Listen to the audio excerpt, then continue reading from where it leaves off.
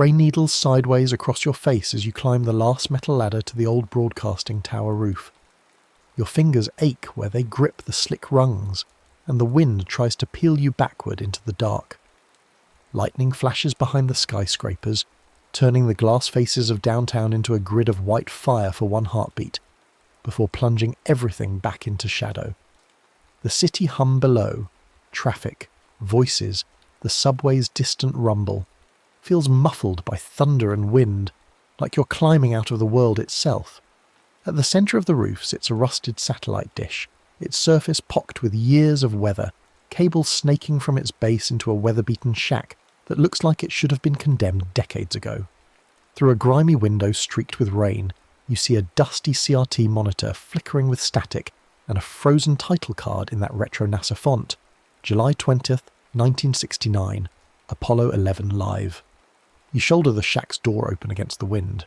Inside, the air is thick with dust and ozone, that electric smell that comes before lightning strikes too close. A big analog clock with a sweeping second hand hangs crooked on the wall, its tick audible even over the storm, counting toward 10:56 p.m. The monitor sits on a metal console crowded with old equipment, tape reels, patch cables, switches with labels worn to nothing. Everything looks like it was abandoned in a hurry sometime in the 70s and left to gather ghosts.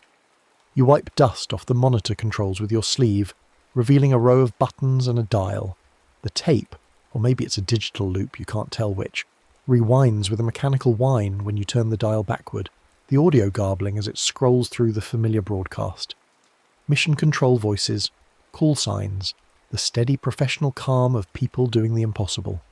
Your finger hovers over the play button as thunder rolls nearer, close enough that you feel it in your ribs. That's when you notice the note scrawled on the console in faded red marker, the handwriting urgent and slanted. Sync. Eagle has landed, circumdan, flash, plus 10:56, cam 15. Do not blink. You read it 3 times, passing the instruction like a recipe. Outside, the lightning is getting rhythmic, building towards something. The clock's second hand sweeps past the 12, beginning another minute. The audio on the monitor hisses and pops with the build-up to lunar landing, voices overlapping, Houston calling out numbers and confirmations. You piece it together slowly, testing the logic in your head. Time the playback so the words "Tranquility Base here, the Eagle has landed" hit exactly when lightning flashes outside, and the clock's second hand crosses 10:56:15 p.m. Keep your eyes on the screen. Don't blink. Don't look away. It sounds insane. It sounds like the instructions to a magic spell someone made up while high.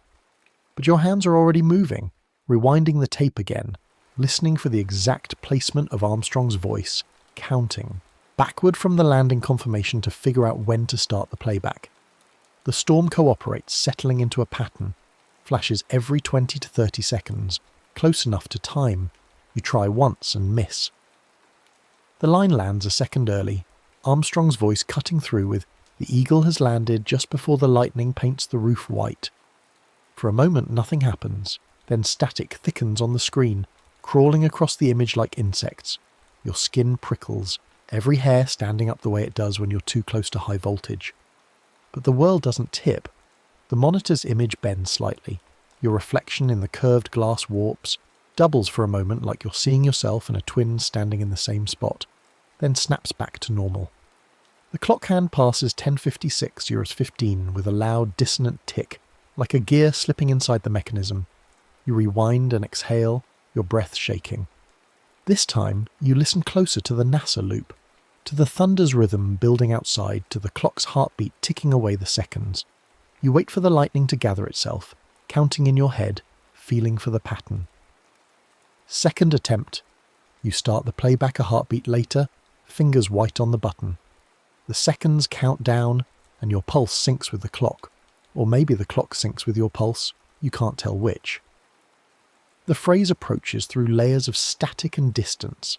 Tranquility Base here.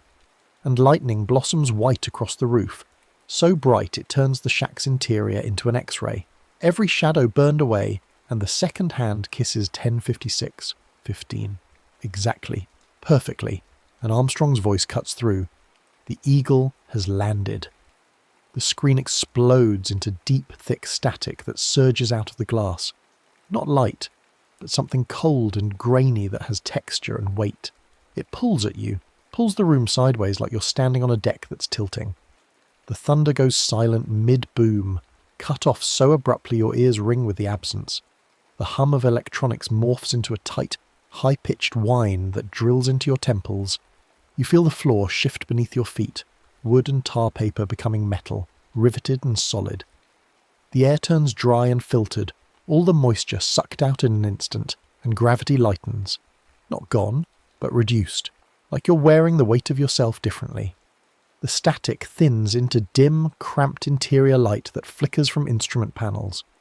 You're standing in the Eagle, squeezed into the cramped cabin between panels and straps, and equipment you don't recognise but somehow know are critical. The space is impossibly small. You could touch both walls if you stretched your arms, and the ceiling is so low you instinctively hunch. Instrument panels glow with pale green numerals and blinking indicator lights, dozens of them, each telling a story you don't have the training to read. Paper checklists float slightly in the reduced gravity, tethered, with clips to keep them from drifting. The smell is distinct, metal and plastic and something chemical, air that's been recycled too many times mixed with the smell of men working hard in a confined space.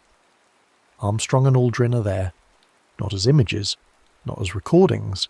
There, real, three-dimensional, moving through their post-landing checklist with voices that carry the slight distortion of helmet speakers, even though their visors are up now. Armstrong's face is focused, controlled, that famous unreadable calm. Aldrin is animated by comparison, gesturing at instruments, consulting a checklist. Their voices overlap with mission control coming through on the radio, that slight delay that happens when signals travel from the moon to Earth and back. You try to move and discover you can.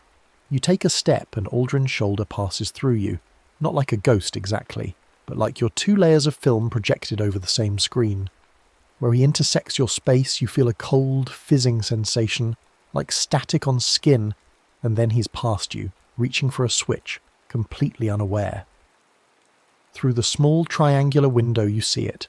The lunar surface stretches out in shades of grey, powdery and alien, lit by harsh sunlight that throws shadows so black they look like holes in reality.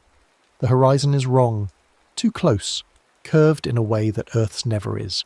And beyond the grey there's the blackness, the real blackness of space that you've only seen in pictures, and it's so much darker than you imagined, so absolute that it seems to pull at your eyes. Earth hangs there, a tiny blue-white marble that you could cover with your thumb, swirled with clouds and impossibly bright and far away. Your chest tightens looking at it. Every person who ever lived except for these two men is on that marble. Over it all, faint and out of place, you hear another sound that doesn't belong to 1969. A distant, muffled clock ticking, like it's buried under layers of air and metal. The rooftop clock still beating in your ears even though you're 250,000 miles away and 56 years in the past. The sound anchors you, reminds you that you're still connected to that tower, that shack, that storm. You move carefully through the cabin, testing boundaries. When you try to touch a control panel, your fingers pass through it without resistance, but you feel a tingling, like touching a live wire. You can walk along the narrow gaps between equipment racks, around their shoulders, to the tiny window. Outside you can see the ladder extending down from the hatch, and beyond it the powdery regolith waiting for the first human footprint. The astronauts are discussing EVA prep now, running through procedures with Houston. Their movements are practiced, economical in the tight space. You realise you're anchored to the broadcast somehow, not just to this physical location. The audio you hear is both live, their actual voices centimetres from your ears, and a slightly delayed processed echo coming from Earth, the version being recorded and transmitted through that tower dish back in your time.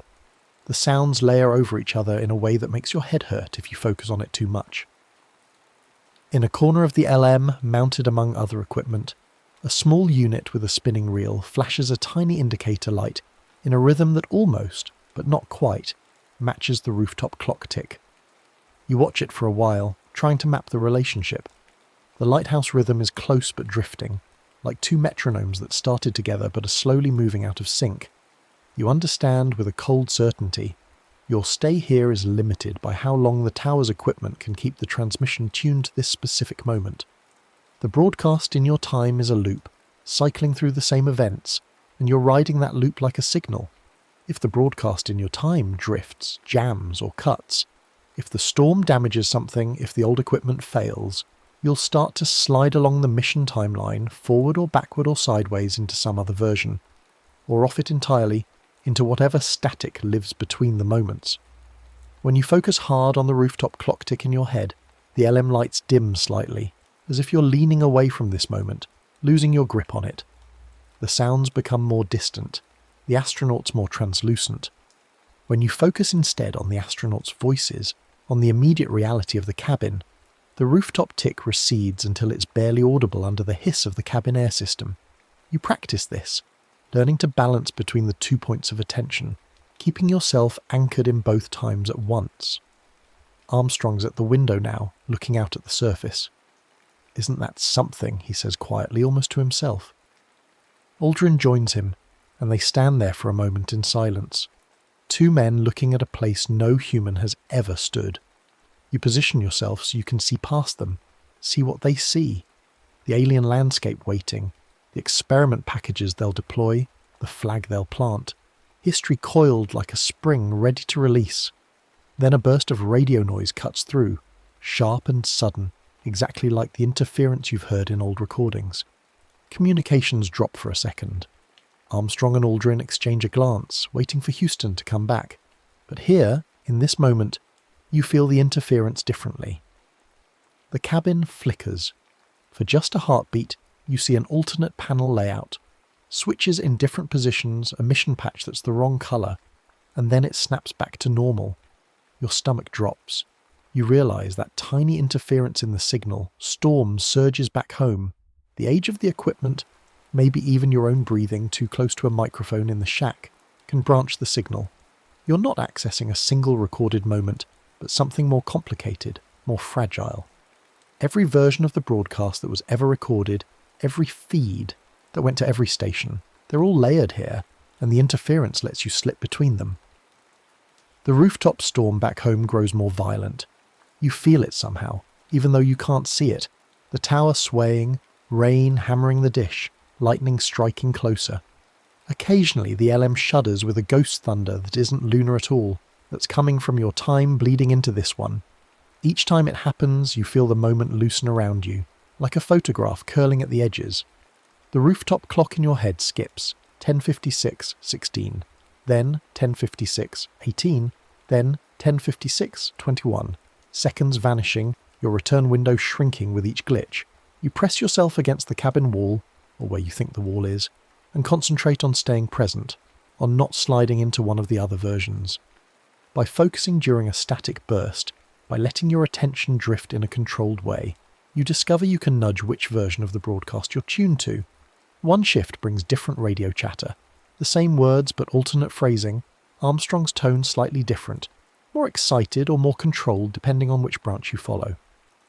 Another shift shows a fleeting overlay of foreign captions, German or Russian, coverage that never appeared in your timeline's version, but must have existed somewhere, somewhen. Through the window, for just a breath during one of these shifts, you see a different footprint pattern outside, or maybe a future footprint, you can't tell. Boot treads in the dust arranged in a way that doesn't match the photographs you've memorised, as if someone else stepped down first in another branch of the night. The danger and the allure hit you at the same time. You could stay here, riding the signal, visiting multiple variants of the landing. You could watch history unfold a dozen different ways, see all the tiny branches where someone said something slightly different or stepped with their left foot instead of their right. But the rooftop clock doesn't branch with you.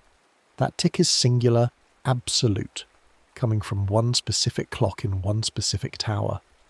The heartbeat grows fainter with every drift, harder to hear under the LM systems and the astronauts' breathing. Returning will require locking onto the exact original line you came in on, and the more you drift, the harder it will be to find that line again among all the others. Armstrong begins suiting up for EVA. The cabin becomes very quiet except for the rustle of fabric, the click of helmet seals, the soft confirmations between the two men and Houston. You know what's coming. You've seen the footage 100 times, read the transcripts, watched documentaries that analysed every second. But being here, Watching them prepare with the slow care of men who know they're about to step into the unknown, it's different. Their hands shake slightly. They're afraid and doing it anyway. The rooftop storm back home approaches another lightning peak. You feel it building, that same gathering charge that happened before you crossed over. In your ears, the distant thunder and the LM system's hum begin to beat together, frequencies aligning. The clock tick gets louder, more insistent. You realise this alignment, the first step, thunder, clock, is your best chance, maybe your only chance. When Armstrong steps onto the surface and says the line the whole world knows, the broadcast power will spike. Every station on Earth will be transmitting the same moment, and the signal will be at its strongest, clearest, most unified. If you don't use that resonance to anchor a path back, the tower's aging equipment might fail under the storm, or the loop might degrade, leaving you somewhere in a fading replay that gets more corrupted with each cycle until it's nothing but static and fragments. You watch Armstrong maneuver toward the hatch. The movements are slow, careful, practiced 1,000 times in training, but never in this exact configuration, this exact gravity. Aldrin helps him, checking seals, confirming readings. The hatch opens with a mechanical sound that you feel in your chest. Lunar vacuum beyond. Not empty space, but the faintest trace of gas, enough to carry sound if you could hear it. The return rule assembles itself in your mind like muscle memory for something you've never done. When Armstrong says the famous line and sets his boot on the moon, the cheering and noise on Earth will spike. Every radio, every television, millions of people holding their breath and then releasing it all at once. That wave of attention, of collective human focus, will pulse through the broadcast. At that exact instant, you need to step into the static, the grain you saw in the window, the space between clear signal and noise, and treat it like the mirror of the rooftop monitor. While holding both clocks in your mind, the one ticking here in the LM telemetry, and the one on the shack wall frozen at 10:56:15, the moment you crossed over. Outbound was matching the landing line to lightning and clock from your world.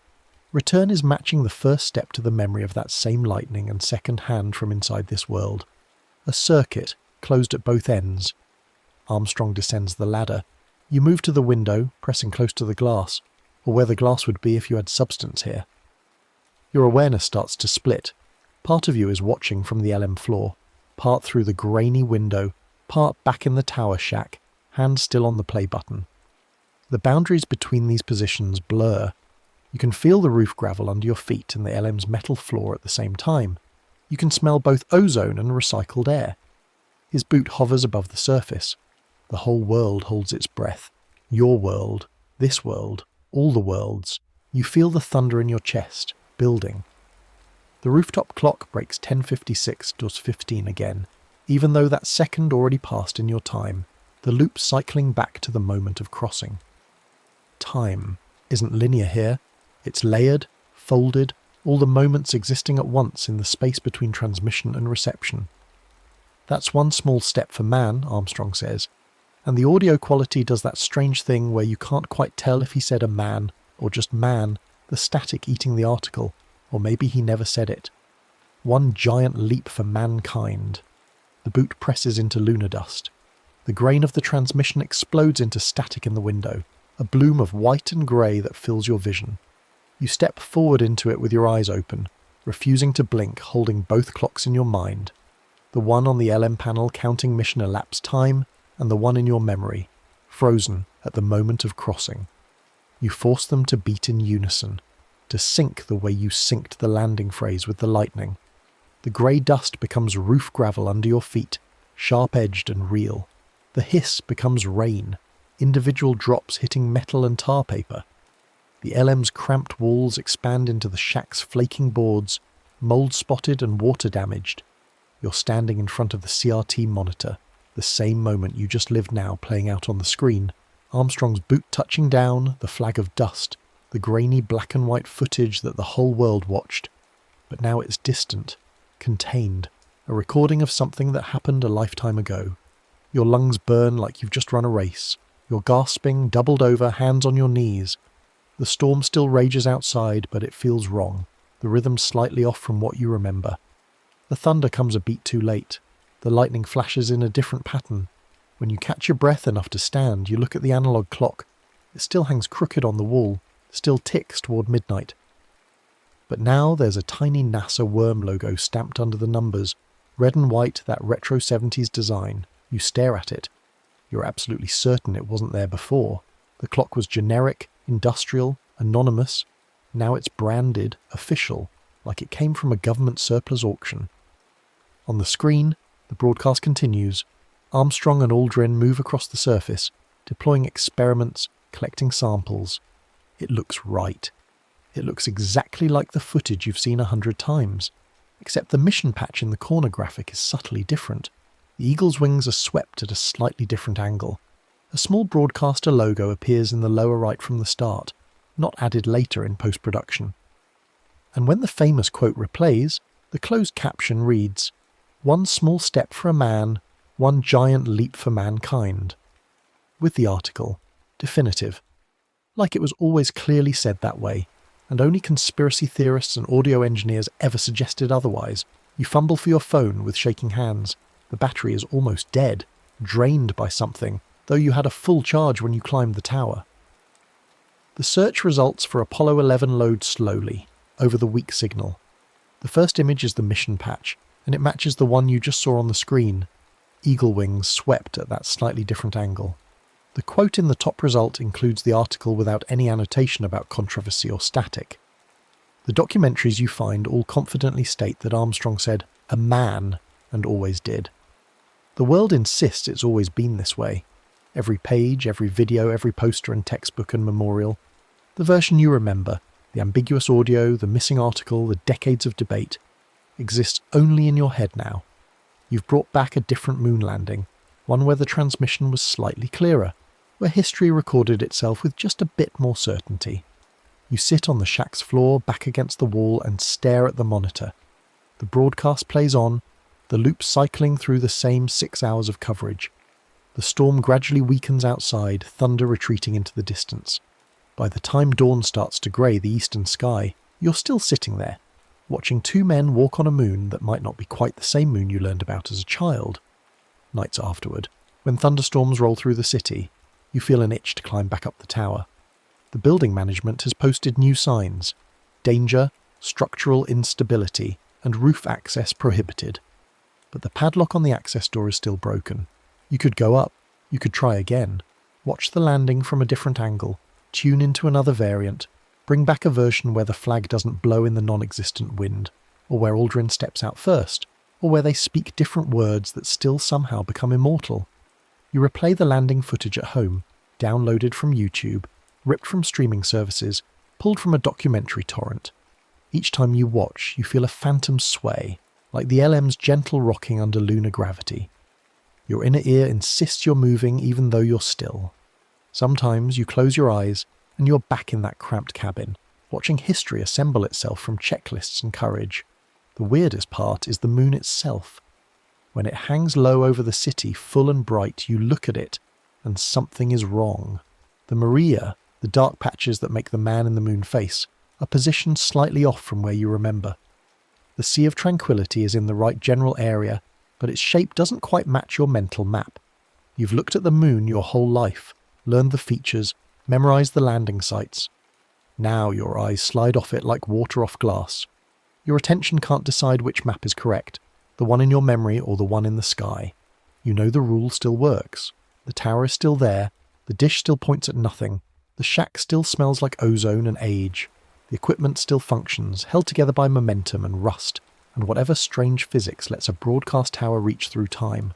Sync the landing words to lightning and the second hand, step through the static, and you can stand inside the moment where humanity first touched another world. But you also know the cost now. Each crossing leaves another fingerprint on your reality. Small logo, different phrase, altered textbook. You're eroding your own timeline, sanding it down like weathered rock, replacing the history you knew with versions that are almost but not quite the same. Do it enough times, and you might find yourself in a world where no one remembers the version of the moon you were born under. You'd be the only person walking around with memories that don't match any documentary, any photograph, any official record.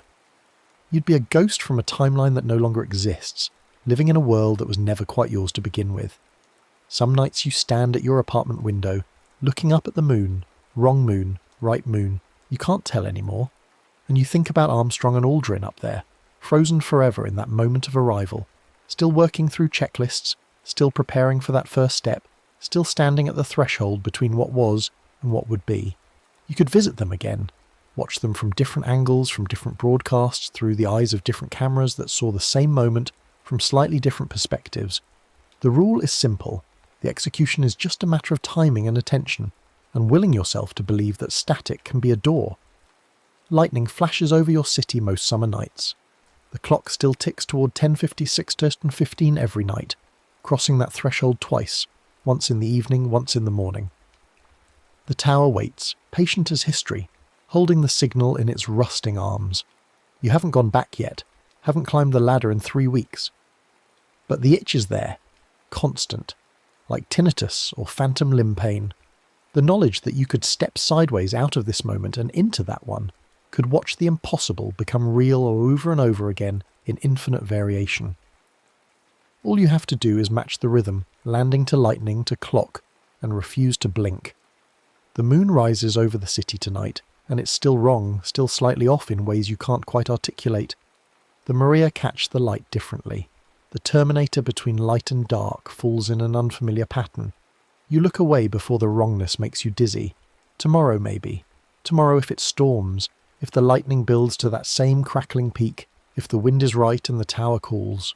Tomorrow you might climb back up, sync the broadcast one more time, step through the static into that cramped metal cabin where 2 men in bulky suits are forever preparing to make the first footprint in alien dust. You might bring back a version where things are clearer, where history recorded itself with more certainty, where the transmission came through perfect and unambiguous. Or you might bring back something stranger, is landing where everything went wrong but somehow worked anyway, where they spoke different words or planted a different flag or saw something in the black sky that made them pause. Each version would be real, each would become the official history, the one everyone learns in school, the one that exists in textbooks and museums and collective memory. And only you would carry the ghost of all the other versions, all the other first steps, all the other moonscapes that might have been. The storm builds outside your window, lightning flickers between buildings, illuminating the city in freeze frames. You check the clock, almost 10:56, almost time. The tower waits, the moon hangs wrong in the sky. And somewhere in the static between transmission and reception, between the moment that was and the moment that could be, Armstrong and Aldrin are still there, forever preparing to step into history, while you decide whether to watch them do it again for the first time. The thunder rolls closer and you're already reaching for your jacket before you consciously decide to go. Your hands know what they're doing even as your mind tries to talk you out of it. It's dangerous. It's eroding your reality. Each crossing peels away another layer of the world you knew, replacing it with something that's almost right, but fundamentally alien in ways you can't explain to anyone else. How do you tell someone that the moon is wrong? How do you explain that history happened differently than it does now? But your feet are already moving, carrying you down the apartment stairs, out into the wet streets. The rain hasn't started yet, but you can smell it coming, that electric ozone smell that's become synonymous in your mind with crossing over. The city feels empty at this hour, just past 10:30 on a Tuesday night. The bars are still open, but the streets are quiet, everyone driven inside by the approaching storm. You move through puddles of streetlight and shadow, heading toward the old industrial district where the tower rises like a skeletal finger pointing at nothing. The building is more derelict than you remember. Has it only been 3 weeks? The plywood over the ground floor windows has new graffiti, territorial tags and crude declarations. The chain-link fence has been cut wider, the gap now big enough to walk through without turning sideways. You slip inside and stand in the lobby, letting your eyes adjust. The mailboxes on the wall are empty, their little doors hanging open like mouths. Something scurries in the walls, rats probably, or maybe just the building settling into its own decay. The stairwell smells like urine and mould. You take the stairs 2 at a time, your footsteps echoing in the concrete shaft. Your heart is already racing and you haven't even reached the ladder yet. Part of you wonders if this is addiction, this need to go back. Not to the moon itself, but to that moment of transition, that sensation of the world tilting and reality becoming negotiable. The static that pulls you through feels like the most honest thing you've ever experienced. Pure signal, pure information, unfiltered by interpretation or memory, or the slow degradation of recorded media. The roof access ladder is slicker than last time, rain from earlier storms having left a film of algae on the metal rungs. You climb carefully, testing each grip before committing your weight. The city spreads below you, a circuit board of lights and motion. From up here you can see the highway cutting through downtown, headlights flowing in rivers of white and red. You can see the old stadium, dark and empty, waiting for demolition. You can see all the way to the hills on the eastern edge, where the expensive houses perch like spectators watching the city eat itself. The tower roof is how you left it. The satellite dish still pointed at the same empty coordinates, the shack door still hanging slightly open. But something feels different. The air is heavier, more charged. The lightning is building faster than it did before, flashes coming every 10 seconds now, illuminating the underside of the cloud layer in shades of purple and white. You check your phone. 10:51. 5 minutes until the moment. Plenty of time to set up, to find the rhythm, to sync yourself with the broadcast. Inside the shack, the CRT monitor is already on.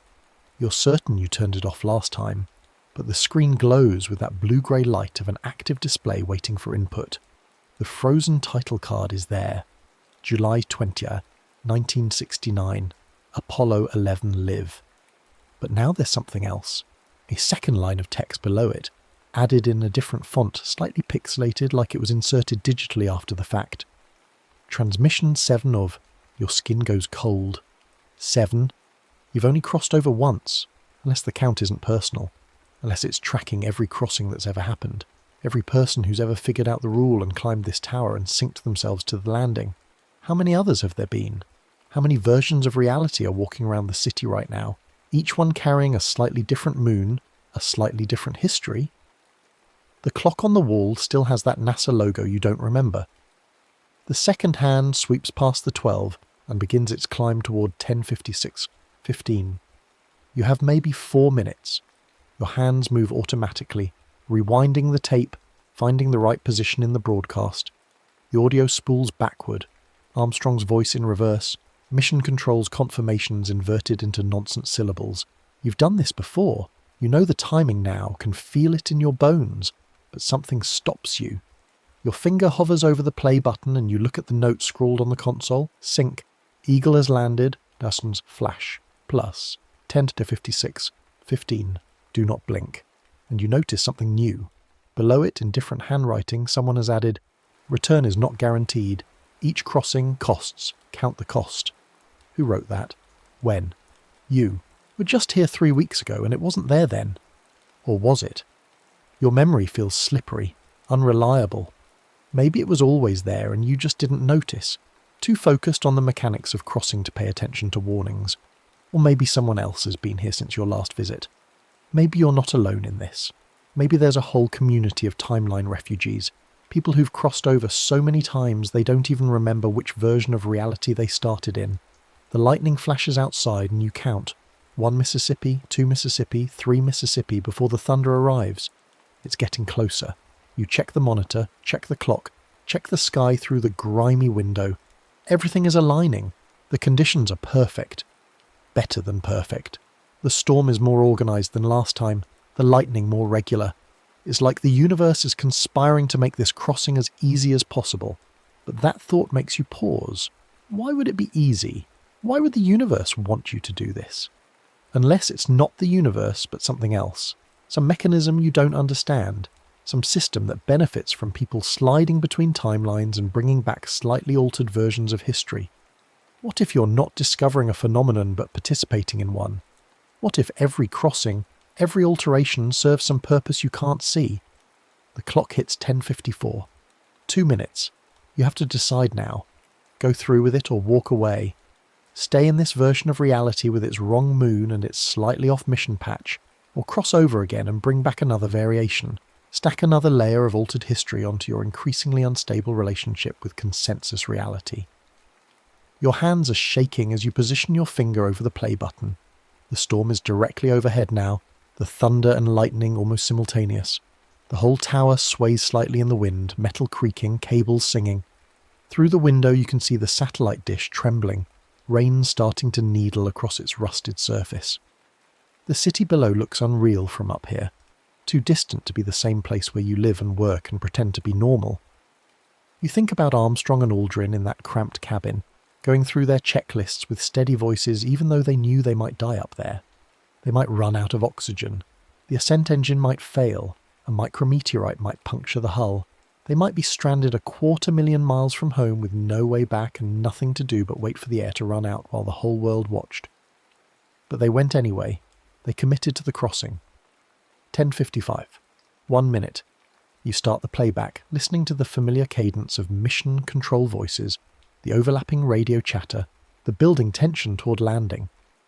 Your eyes track between the monitor, the clock, and the window where lightning illuminates the storm clouds from within.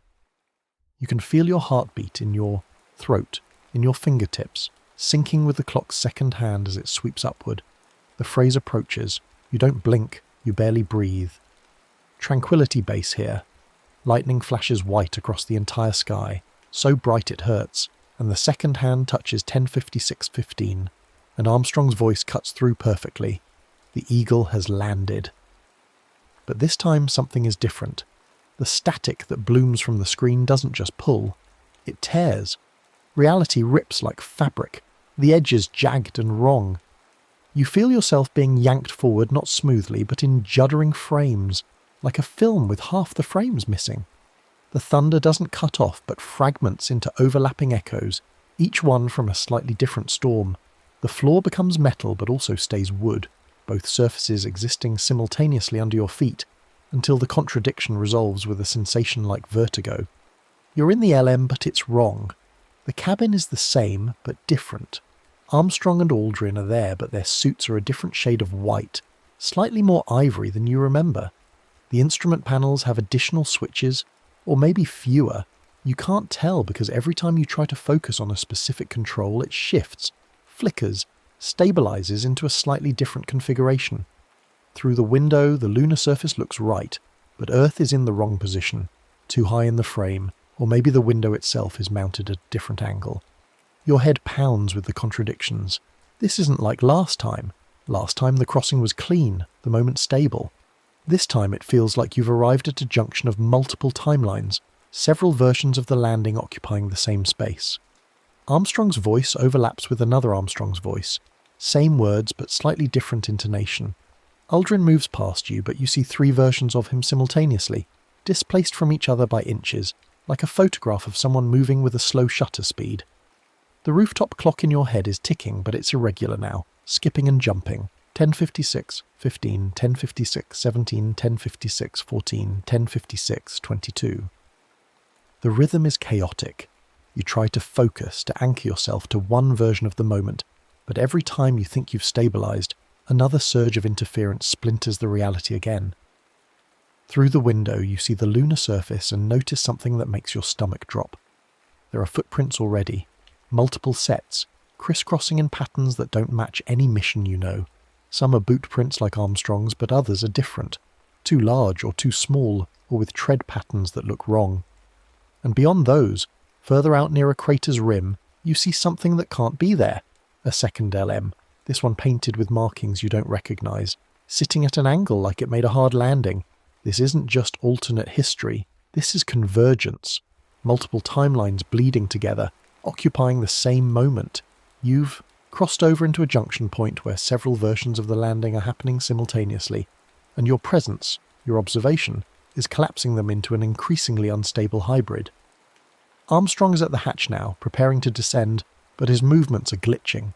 He reaches for a handle and his hand is there, then 6 inches to the left, then there again, like a video buffering. His voice comes through the radio in fragments, going to step. Now. One small. The famous phrase is breaking apart, arriving out of sequence. You realise with growing horror that you can't stay here. This moment is too unstable, too corrupted by interference. If you wait for the first step to make your return jump, you might end up anywhere, or nowhere, lost in the static between versions, a consciousness without a timeline to anchor to. But if you leave now, before the crossing completes, What comes back with you? What version of history do you drag into your reality when the moment itself can't decide what it is? The tower back home, you can feel it through the chaos. That distant anchor point is struggling. The storm is worse than you anticipated. You sense rather than see the lightning striking close to the dish, electricity arcing through old cables, the monitor in the shack flickering. Your connection is degrading.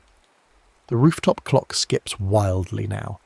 10:56:45, 10:56:02, 10:57:33, 10:56:15 again. You have seconds to decide. Stay and risk becoming unmoored from any timeline, or jump now through degraded conditions and bring back God's know what version of history. Armstrong's boot touches the ladder, or maybe it doesn't. The moment keeps resetting, looping, fragmenting.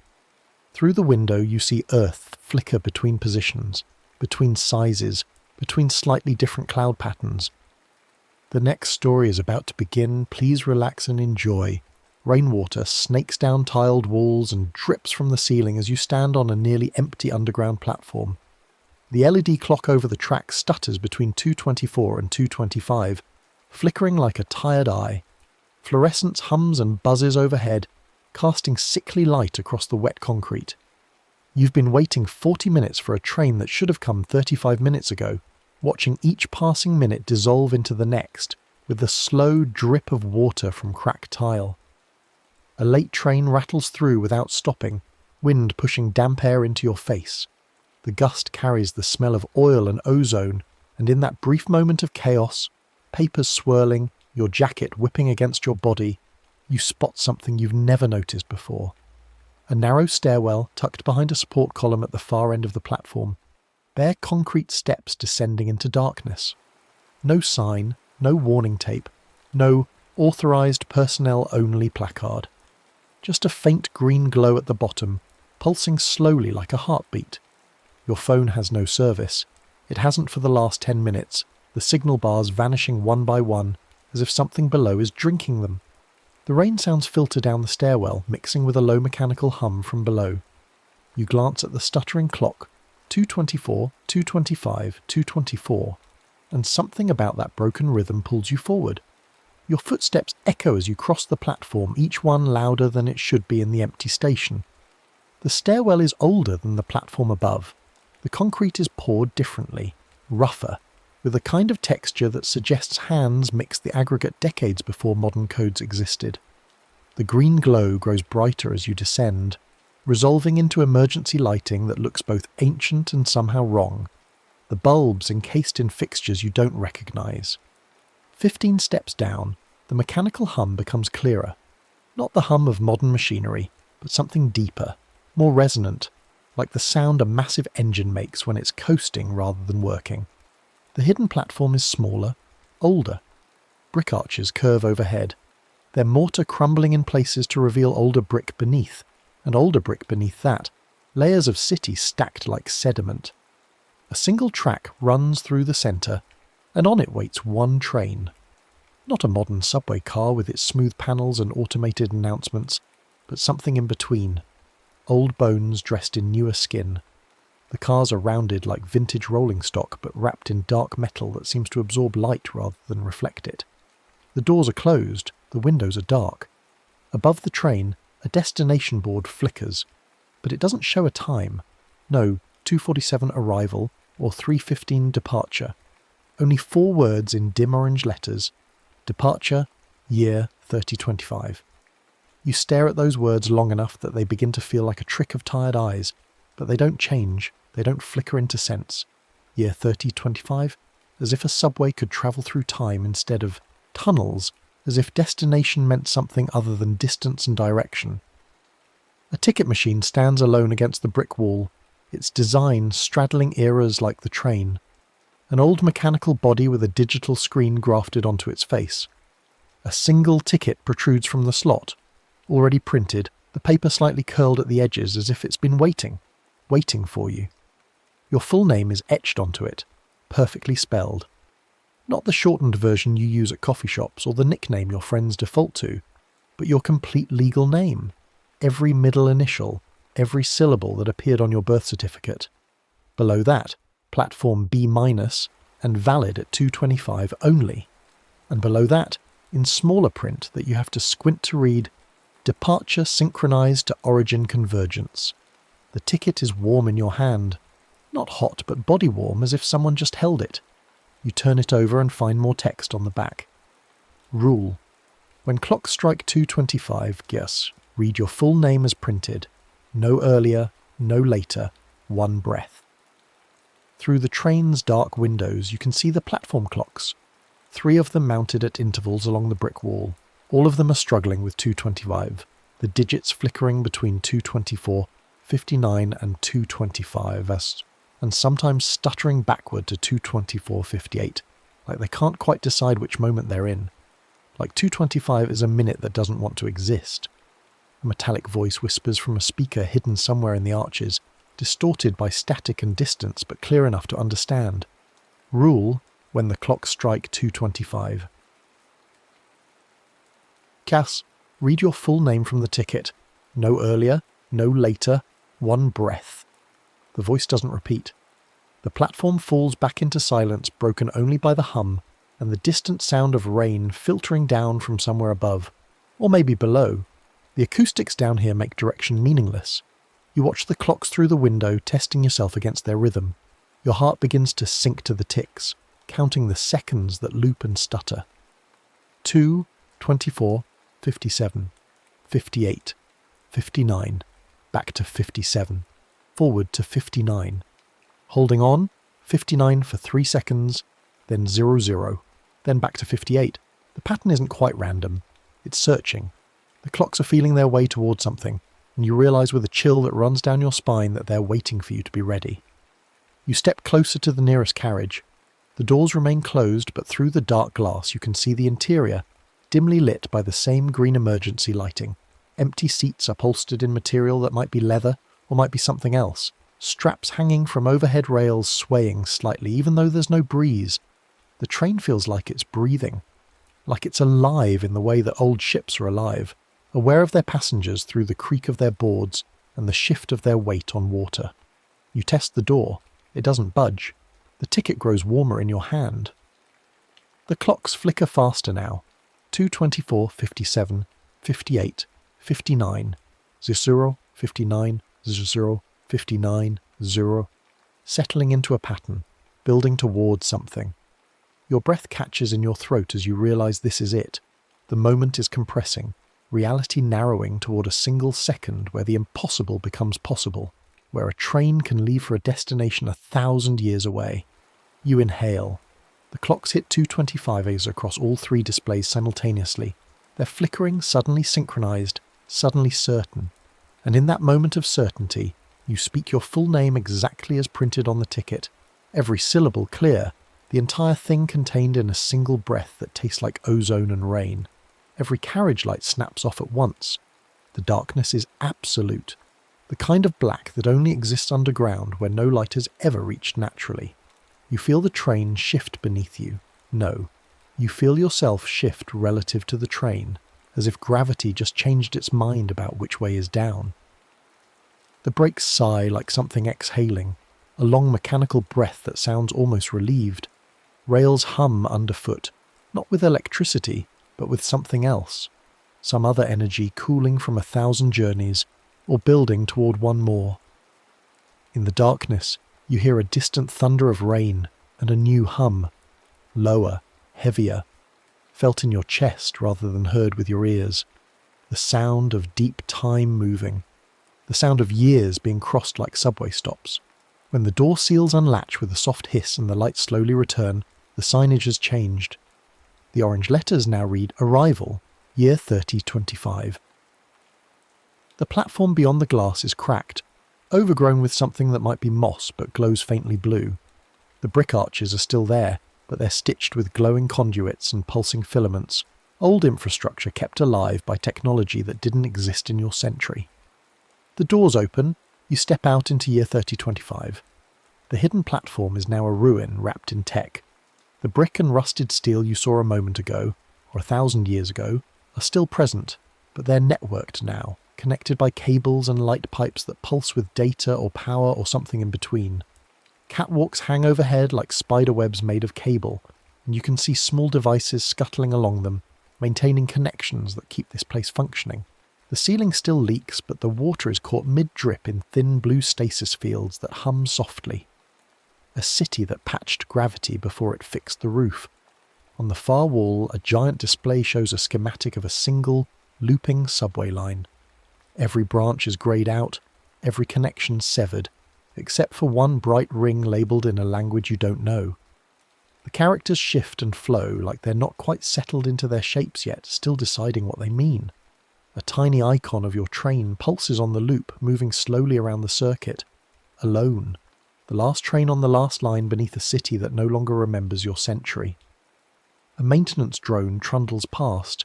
On 4 spindly legs, its body a collection of mismatched parts held together by purpose rather than design. It pauses near you, flickering a light pattern that feels almost like a question. Blue, green, blue, pause, blue, green, before deciding you're not its concern and continuing on its rounds. The sound of its legs on the platform is oddly comforting, a reminder that this place, however strange, still follows rules, still has routines. You walk along the platform, your footsteps echoing differently than they should. The acoustics have changed, or maybe your ears have changed. Maybe crossing 1,000 years does something to the way you hear the world.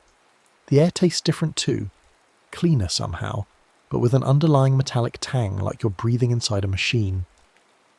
Near what might have been a station attendant's booth in your time, you find a glass kiosk sealed by age and neglect.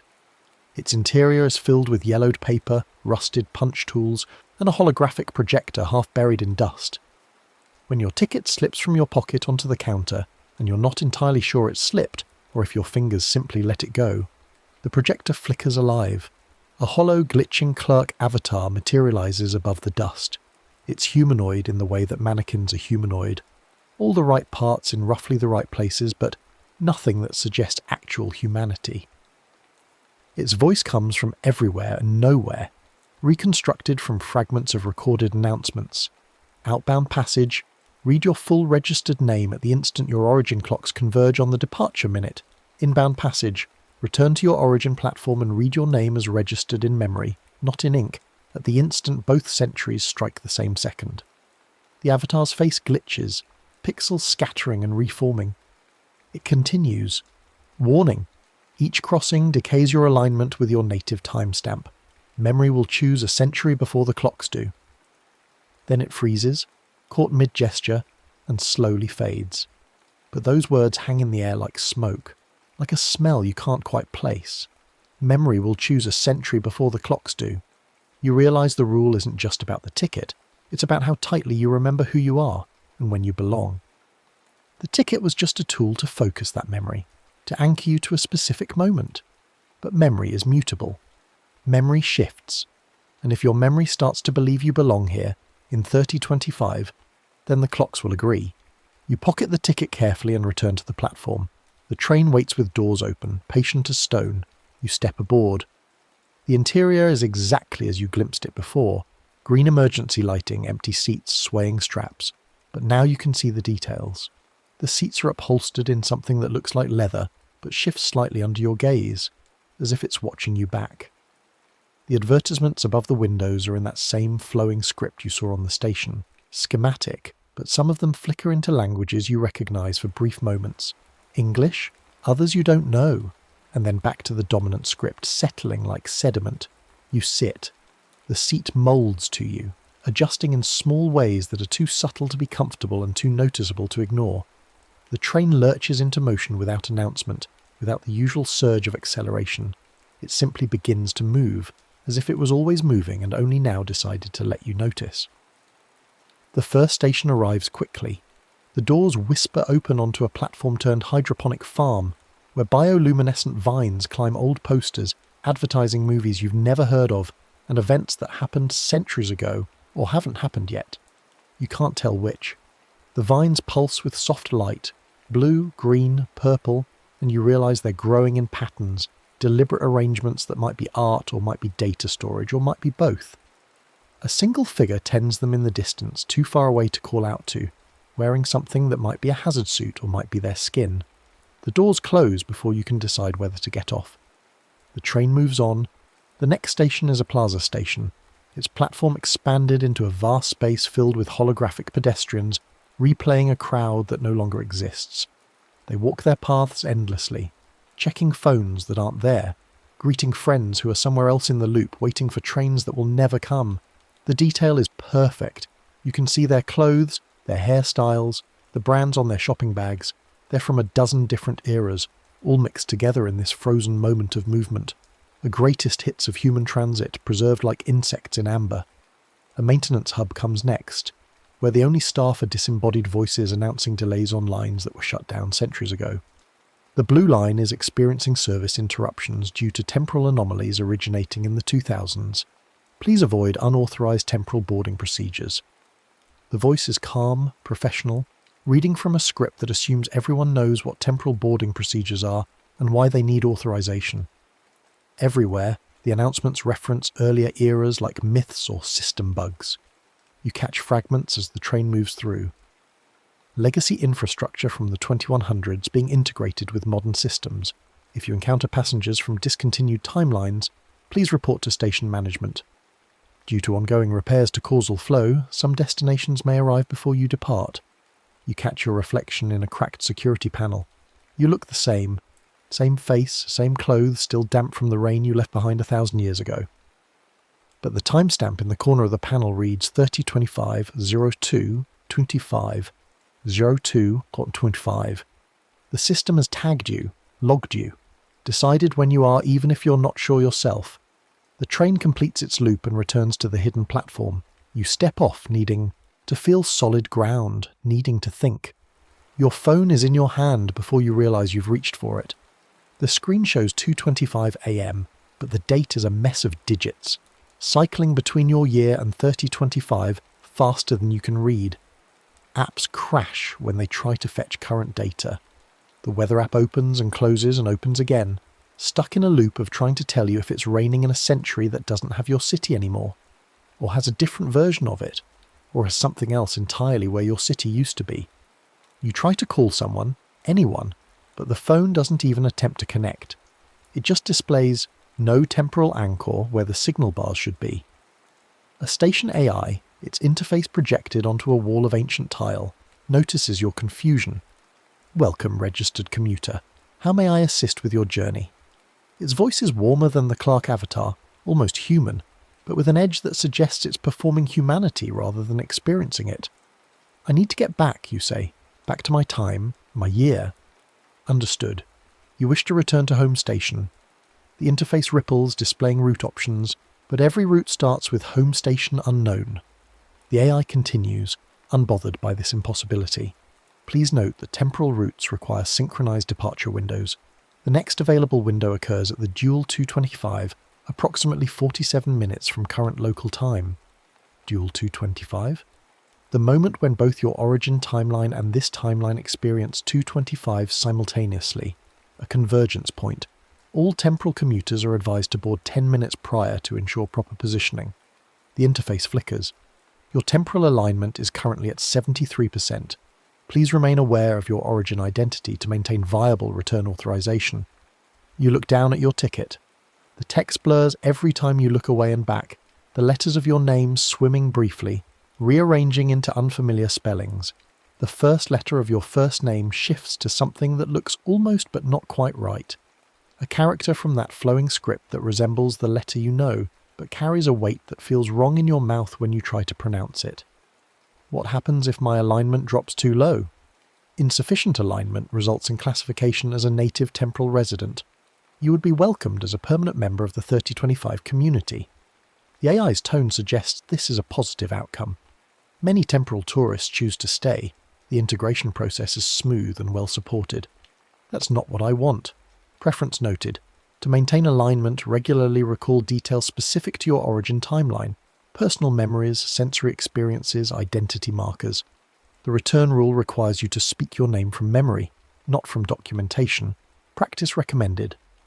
You close your eyes and speak your name aloud, the full version, exactly as you remember your parents saying it when they were proud of you or angry with you or just needed you to pay attention. Each syllable is a stone you can stand on, a marker that says, "This is who I was, this is who I am." When you open your eyes, the ticket text is clearer. Not perfect, but clearer. The rain you hear is no longer just the storm from home. It's a layered sound now, past storm, future storm, and something like static between them, blending into a single ceiling of noise that seems to come from the walls themselves. The city above is crying, or the city below is weeping, or the space between centuries is leaking, and the sound of it fills every hollow space until you can't tell if the rain is outside or inside or just in your head. You board the train again, needing to move, needing to understand the loop before you try to break it. The doors close behind you with a sigh that sounds almost disappointed. The train begins its circuit. This time you pay closer attention to the pattern. The loop takes exactly 40 minutes to complete. Each station is marked with a timestamp, not a clock time, but a date, a year, and you realise the stations are arranged chronologically. The hydroponic platform is from 2847. The Plaza station with its holographic crowd is 2653. The maintenance hub is 3112. The loop doesn't follow spatial geography. It follows temporal geography, stops in time rather than space, and you're riding a train that treats centuries like crosstown distances.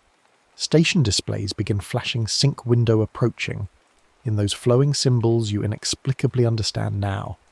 Not because you've learned the language, but because the longer you're here, the more this place settles into your perception as normal, as known as home.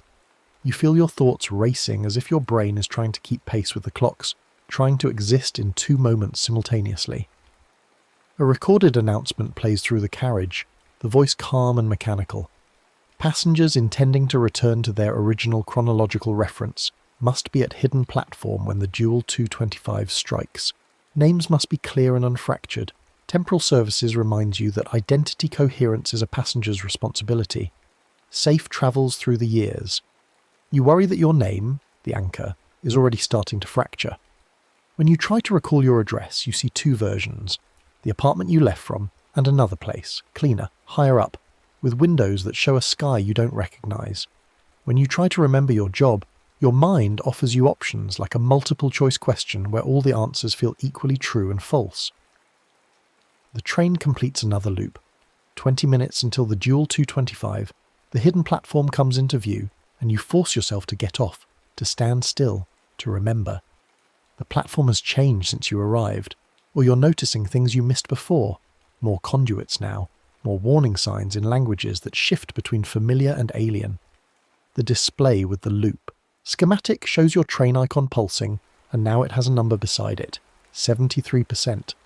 Your alignment percentage displayed for anyone to see, or maybe just for you to see. Maybe the display is personal, a mirror for your memory. You pull out your ticket. Your name is there, but the letters are fighting themselves, trying to become something else. You close your eyes and remember. Remember being 5 years old and learning to spell your name for the first time, each letter a victory. Remember your first day of school, your name on the attendance sheet. Remember job applications and wedding invitations and that one barista who always spelled it wrong, and you never corrected them because you were too polite or too tired. Remember every time someone said your name with love or anger or simple recognition. Remember who you are. The ticket stabilizes, the letters settle, you breathe. The clock over the tracks splits into two timers, one counting down to 225 in your origin year, one counting down to 225 in 3025. They move at different speeds, seconds lasting different lengths, as if time itself is elastic, and each century measures it differently. But they're converging, the two countdowns spiralling toward each other like water down a drain. 10 minutes, 5 minutes. The platform begins to glitch, showing two versions of itself overlapping, the future version with its conduits and warnings, and an older version, your version, with its cracked tiles and stuttering clocks. You can see graffiti from your time superimposed over future maintenance codes. Someone's phone number scrawled across a warning about causal flow disruption. A moment where past and future are trying to occupy the same space. 3 minutes. The train doors open even though the train hasn't moved. You step into the doorway, 1 foot in the carriage, 1 foot on the platform existing in the space between. Through the windows you can see both platforms now, flickering back and forth like a film reel missing frames. Your origin station with its damp concrete and tired commuters. The future station with its drone and bioluminescent vines creeping down from somewhere above. 1 minute. The timers accelerate, seconds tumbling over each other in their rush toward convergence. You close your eyes. The ticket is in your pocket, but you're not reading from it. You're reading from memory, from the deep storage of self where your name has been written, since before you learned language, since before you understood that names were how people kept track of each other across time. 30 seconds, 20, 10. The sounds layer, past rain and future rain, and the hum of the train, and the sigh of brakes and voices from both centuries calling out their destinations. 5, 4, 3. The clocks strike their moment, both timers hitting 2:25 simultaneously, and in that instant you speak your full name exactly as you remember it, every syllable steady, every letter chosen from the version of you that existed before tonight, before this impossible journey, before you knew that time could be crossed like city blocks. Your voice echoes twice. One echo is deeper, metallic, the sound processed by a century of technology. One echo is muffled by rain, organic, human, small. The train brakes sigh. All lights die again, past and future plunging into darkness simultaneously, and you fall through the gap between them. When the glow returns, you're back on the damp, half-deserted origin platform. The hidden stairway is behind you, its green glow already fading. The future train is gone. The old clock struggles but holds steady at 2:26 a.m, no longer stuttering, no longer stuck. The rain sounds like normal rain now, just water falling from the sky in the middle of the night. Nothing more meaningful than weather. Your hands are shaking. Your phone is in your hand and you check it without thinking. A reflex, a way to anchor yourself to the familiar. The year is correct. You made it back. You're home. The date is today's date. The time is 2:26 a.m. and every app opens normally, pulling data from servers that exist in your century, showing you a world you recognize. Relief floods through you, warm and dizzying. You did it. You followed the rule. You kept your name clear. You made it back across 1,000 years to the moment you left. The hidden stairway will probably vanish now, seal itself up, become just another urban legend about the subway system, about weird things that happen late at night when you're tired and alone and the trains aren't running on schedule. But then you notice, your phone's clock says 2:26 a.m. You check again, still 2:26 a.m. You wait, watching the seconds tick past 20, 30, 40 and check again. 2:26 a.m. The time isn't moving. Or it's moving but jumping back, caught in its own loop, unable to progress past this moment. You lock the phone and unlock it, and the time flickers. 2:26, 2:25, 2:26, 2:25, settling back on 2:25 with the stubborn insistence of a needle finding true north. The subway app on your phone is updated while you weren't looking. When you open it, there's a new line on the map. A circular route with no label, no stations marked. Just a loop that sits in the corner of the screen like a watermark. You try to tap it, but nothing happens. You close the app and open it again, and sometimes the loop is there and sometimes it's gone, as if it exists only when you're not looking directly at it. A new service announcement plays through the platform speakers, crackling with distance. Legacy infrastructure modernization will affect the circular route on an ongoing basis. Passengers may experience temporal overlap during transition periods. Thank you for your patience as we integrate earlier era systems. You look around the platform. The other passengers, the few who are here this late, don't react to the announcement. They're looking at their phones or sleeping against poles or staring into space with the 1,000-yard stare of people who ride the subway too late at night and have seen too many strange things to be surprised by one more. None of them seem to have heard it. Or maybe they heard it, but dismissed it as background noise, the kind of meaningless transit announcement that you learn to filter out after years of commuting. But you heard it, you understood it, and when you close your eyes, you can still hear the hum of that deeper engine, the sound of the last train moving beneath a dying city, running its eternal loop through stations that map time instead of space. Over the next few days, you try to return to normal. You go to work, you meet friends, you do laundry and buy groceries and do all the things that make up a life in your century. But 2:25 keeps finding you. not just at night, though that's when it's worst, but throughout the day. 2:25 p.m. arrives and your devices all pause for just a moment, syncing to something unseen. And whenever it's 2:25 in the afternoon or in the deepest part of night, you feel a gentle sway under your feet, as if standing on a moving carriage. The floor of your apartment shifts imperceptibly. The ground beneath the sidewalk hums with rail song. The world rocks like you're still riding that impossible loop. Rain on the street sounds like it's coming from underground now. You'll be walking home and hear it, not from the sky where weather happens, but from beneath the pavement, as if the storm is happening in the tunnels, as if the city below is crying its own tears independent of the city above. Sometimes, in the reflection on a subway window, any line, any time of day, you catch a faint outline of yourself in different clothes, cleaner clothes, simpler, the kind of minimal, functional garments that suggest a future where fashion has given way to pure utility. And behind that reflection self, you can see a cracked, overgrown platform labelled with symbols you're starting to recognise. Not your platform, not your century, but close, always close, bleeding through the glass like a double exposure photograph. You keep the ticket in your wallet, tucked behind your driver's licence where you'll see it every day. Its printing is half faded now, the text ghosting away except for your name, which stays sharp whenever you choose to read it slowly, whenever you need to anchor yourself to who you were before you knew about the last subway.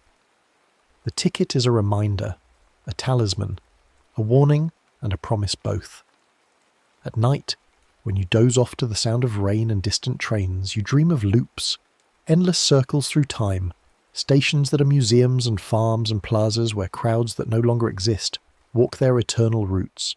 You dream of the maintenance drone with its questioning lights, of the AI that wanted to help you find home station, of the Clark avatar frozen mid-gesture in a kiosk full of dust. You dream of the rule and the return rule and the warning that memory chooses, before clocks do, and you know the return rule still works. You tested it, you proved it, which means the opposite is also true. The outbound rule still works too. The hidden stairwell may appear on any platform where the clocks misbehave around 2:25. Any platform, any night, anywhere the infrastructure is old enough or strange enough or broken enough to let the centuries overlap. The last subway in year 3025 is still running somewhere below your city, waiting. The loop continues. The train makes its circuit through temporal stations, carrying passengers who may or may not know they're travelling through time instead of space. And every time the clocks converge on 2:25, a door opens, a choice presents itself. Stay in the century that raised you, with all its familiar comforts and known problems, or step through into a future that's already trying to claim your name. You check your phone. It's 2:25 a.m. You've been lying awake for hours, listening to rain that isn't quite rain, feeling the sway of rails that aren't quite there. Your apartment feels like a carriage sometimes, suspended between stations, and you can't tell if you're moving forward through your life or just circling the same loop over and over, counting the same stops in the same order, watching the same holographic crowds walk their eternal paths. Your name feels clear tonight, solid. You remember it exactly, but you also remember that other version of yourself you glimpsed in the window reflection, wearing different clothes, standing on a different platform, and you wonder, not for the first time and probably not for the last, how long you can keep both memories separate. How long before the version of you that belongs to 3025 starts to feel more real than the version that belongs to now. How long before memory chooses, just like the avatar warned. The rain intensifies. Or maybe it was always this heavy and you're only now noticing. Somewhere below, impossibly deep, you hear the sigh of brakes in the dark. A train pulling into a station that exists in the cracks between centuries. Your ticket is warm in your wallet, the clocks are stuttering, and you know that if you wanted to, if you needed to, you could find that hidden stairwell again. You could descend into green light and mechanical hum. You could speak your name at the exact right moment and ride the last subway through the long years ahead, through the slow death of cities and the patient work of maintaining the final loop. The choice is yours. It's always been yours. But memory is tricky, and names are more fragile than they seem. And every moment you spend listening to that impossible train is a moment you're learning to hear the future as clearly as the past. The last subway is still running. The loop is still turning.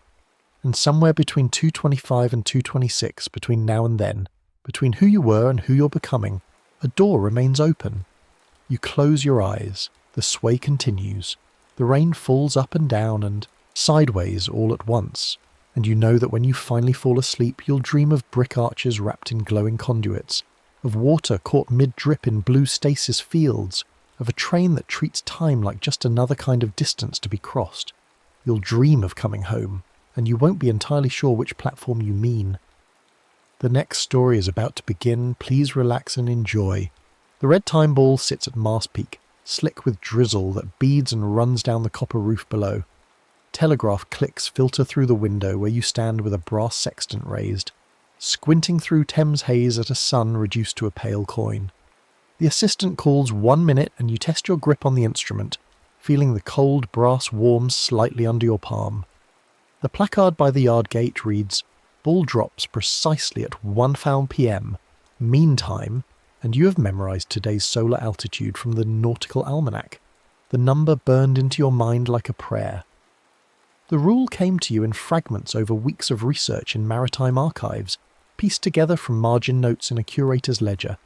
Set the chronometer to the second at the drop, hold the sun to the correct altitude using the sextant, and as the ball passes half-mast, breathe once and do not blink. Because at that instant the mast becomes a hinge between noons, opening onto any year that shared this particular sky. You zero the chronometer against the yard regulator, its brass case cool and heavy in your left hand while your right keeps the sextant trained on the horizon mirage where Thames water meets fog. The equation of time adjustment is already calculated, the index error of the sextant corrected to the arc second. The yard quiets as the moment approaches, even the river traffic seems to hush, and then the ball twitches at the top of its mast. You align the sun's lower limb precisely on the artificial horizon, breathing slowly, and the ball begins its descent. At half-mast your breath catches involuntarily, and the air around you shears like silk being torn, a sensation of fabric ripping that you feel in your teeth. Sound thins to a whisper, the modern traffic noise bleeds away, and when you blink the yard is still there but older, subtly different in ways that accumulate as you look around. The same buildings frame the yard, but the uniforms are wrong, the trees are fewer and younger, the paint on the office doors is a different shade of institutional green. A captain in a navy coat checks his pocket watch and nods with satisfaction at the falling ball, speaking to a midshipman about the accuracy of the signal. Your phone vibrates in your pocket, and you pull it out fast, shielding it from view, and see that it now insists on displaying GMT with no option to change time zones, the menu simply gone from the settings as if it never existed. You pocket it quickly, pulse hammering, and the captain glances your way, but you've already turned to examine the chronometer, playing the role of an assistant checking instruments. The curator's ledger had mentioned calibration days scattered through the 19th century, when the ball was hoisted manually for testing, perfect anchor points for return attempts, and you had memorized a dozen dates. But the stakes crystallized only after that first crossing, when you returned to the present and found your kitchen lights dimming at exactly 1 o'clock every afternoon as if honoring some invisible drop, your laptop's clock stubbornly refusing to acknowledge daylight savings, and the bus schedule at the corner showing arrival times that had shifted by minutes toward GMT rounding. Each crossing pulls your present toward Greenwich time like iron filings drag toward a magnet, devices and infrastructure, and even your own circadian rhythm bending toward the prime meridian, and you begin to wonder how many jumps you can make before your entire life runs only on universal time, detached from the local rhythms of London's offset from the line. You test the range by repeating the procedure across different weather conditions, learning to read the sky like a manuscript. The sextant fixed at a particular altitude and the breath held at precisely half-mast will take you to any year when the sun matched that angle, through similar atmospheric conditions. The 1840s taste of coal smoke and navy wool, cannon fire thumping upriver from the tower, the telegraph not yet installed so the 1 o'clock signal goes out by semaphore, the 1920s crackle with wireless chatter, voices through static discussing shipping lanes and Greenwich pips transmitted by radio for the first time. There is a fog year you cannot quite pin down when the yard is all lamps and coughing, and the ball drops through such thick air it seems to fall in slow motion, and returning from that crossing you find your wristwatch in the present can no longer be set to any time except GMT, the crown simply spinning uselessly when you try to adjust it backward or forward. Weather becomes your first complication as autumn settles over the river and drizzle thickens to proper rain. The sun's edge blurs through water vapour, making it harder to hold the precise altitude needed for a clean crossing, and twice you mistime the breath and end up in the wrong decade. Once in the 1950s during a yard renovation when half the instruments are packed in crates. Once in the 1870s during a labour dispute when the ball drops 10 seconds late and you arrive disoriented into an argument about wages. Authority is the second problem when a custodian in a stiff uniform that makes him look like a beefeater begins questioning your repeated presence in the yard, asking to see credentials you do not have, and you bluff with talk of a calibration errand from the Royal Observatory, using technical language about index errors and chronometer rates, until his eyes glaze and he waves you through.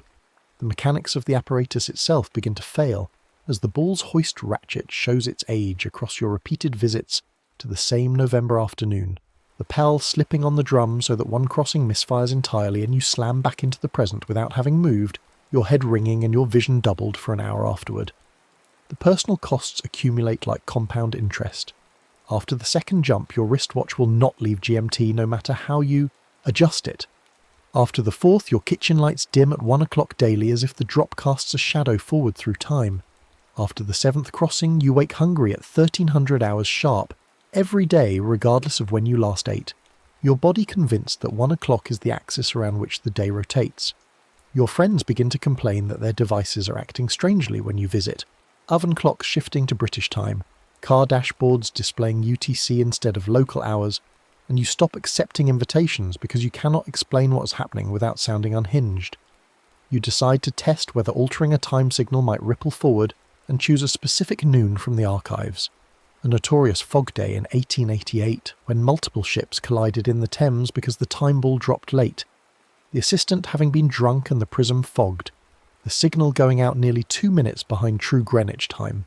You align the sun precisely despite the thick air, the sextant heavy in your cramped fingers, and at half-mast you slip through into that chaotic noon with its smell of panic and wet rope. The assistant is indeed drunk, slumped against the wall, and the prism is badly fogged so the ball will drop late if no one intervenes.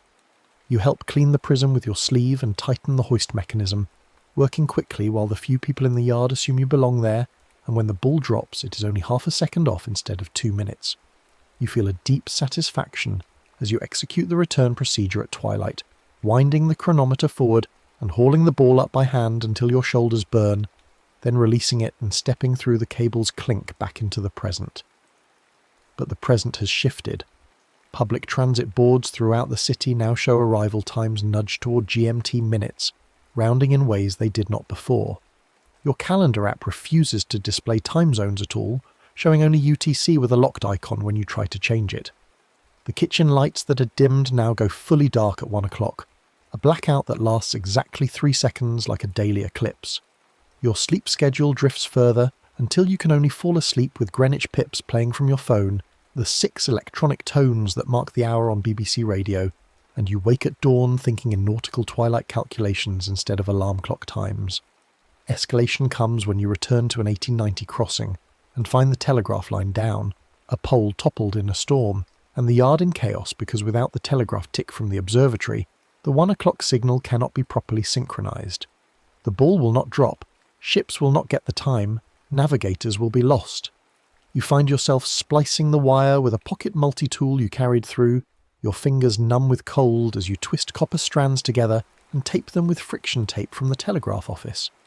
The tick resumes, the signal goes. Out, the ball drops clean, and as it passes half-mast you feel a tug in your ribs like a fish hook setting deep, as if noon itself has claimed you and will not let go. Returning to the present, you find that analog clocks in your neighbourhood have begun to chime at 1 instead of their designated hours, church bells and school bells and the clock tower at City Hall all sounding together in the early afternoon, regardless of what time zone they are supposed to observe. The return procedure becomes a ritual you perfect through repetition. Wait for nautical twilight when the sun is 6 degrees below the horizon, wind the chronometer forward to match your present's full offset from the crossing point, hoist the ball by hand to mast peak using the manual wheel, your muscles screaming with effort, then release the catch and let it fall clean while you stand at the base of the mast. With the final cable clink you step through, the air shearing again but in reverse, and you arrive at your own twilight with the yard snapping into contemporary configuration around you. But each return costs more. After the 10th crossing, all clocks around, you display UTC with no local option visible, the settings simply gone. After the 15th, your circadian rhythm is fully locked to Greenwich, your body temperature peaking at noon, prime meridian time, your hunger arriving with the 1 o'clock bells that now sound from sources that should not be able to chime. You plan one final crossing to decouple, to break the pull before it becomes permanent. You choose a pristine clear sky noon from the deepest tables of the nautical almanac, a day that still matches today's solar altitude with mathematical perfection, no fog or clouds to complicate the alignment. You spend a week preparing, polishing the hoist drum in the present until it gleams, oiling the pawl with watchmaker's lubricant, truing the chronometer against radio pips you can faintly hear across time when you stand in just the right spot in the yard. On the chosen day you arrive early, the drizzle gone for once, the sun sharp-edged and clear. You raise the sextant and the brass is warm in your hand from being carried close to your body. The ball twitches at mast peak, red against pale sky, and begins its fall. At half-mast you breathe once, do not blink, and the hinge opens like a blade folding, and you are through into that perfect noon, the air crystalline, the yard silent except for the tick of the telegraph and the lap of water against stone. You do nothing there, change nothing, simply stand and breathe and let the moment exist in its precision. At twilight you execute the return by the book, every step measured, winding the chronometer with steady clicks, hauling the ball up hand over hand until the rope burns through your gloves, releasing it with a clean snap. The yard transforms and you are back in the present, stumbling slightly as contemporary traffic noise crashes over you like a wave. Some things relent. Your phone shows time zone options again. The menu restored as if it had never vanished. The train boards regain local minutes, no longer rounding everything to GMT. Your wristwatch will accept adjustment, the crown turning smoothly to set whatever time you choose, but not everything returns. The City Hall Tower clock has quietly adopted a Greenwich strike, its bells marking hours in UTC that no one else seems to notice or question. Your stomach still schedules itself by 1 o'clock bells, hunger arriving punctually in the early afternoon regardless of your meal times. The kitchen lights still dim for 3 seconds at the drop moment, a daily eclipse you have learned to anticipate.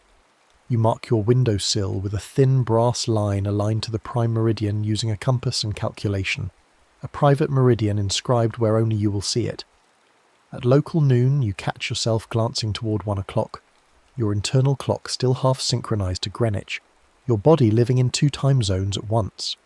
The sextant stays wrapped in flannel in a drawer, the chronometer wound but stored in its velvet cradle, and on fog days when the light goes soft and diffuse you feel the hinge breathe, a looseness in the air at the yard that calls to you.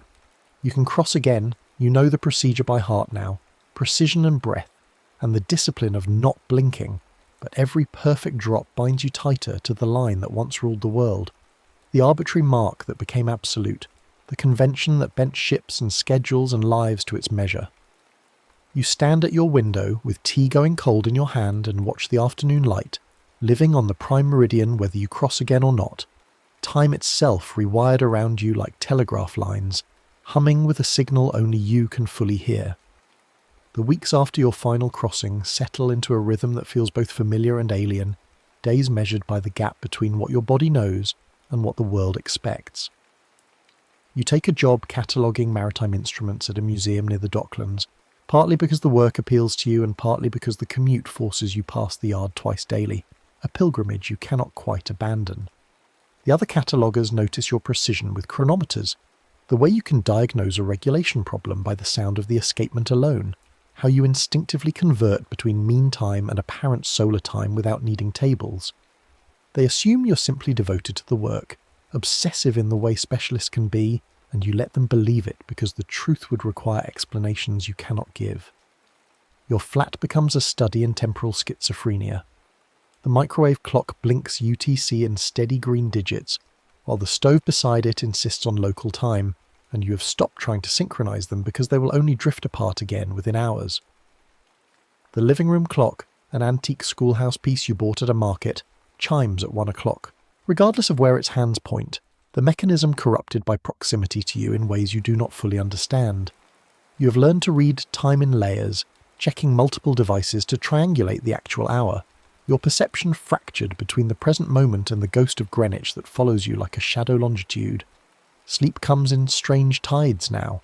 You fall asleep easily at night but wake at dawn with the specific quality of light that corresponds to nautical twilight at the prime meridian, your body convinced that this is the hour for return procedures even when you have no intention of crossing. Some mornings you rise and go through the motions anyway, winding the pocket watch you keep by the bed, calculating offsets in your head, your hands moving through the choreography of a ritual you have not performed in weeks. It soothes something in you, this phantom rehearsal, as if your nervous system needs to remember the pattern to feel whole. The museum holds a reception for a new exhibit on Victorian navigation, and you attend because your supervisor insists, nursing warm wine and drifting between display cases filled with instruments you recognise not from catalogue descriptions, but from having seen them in use, the brass still bright with recent polishing in the noons you visited.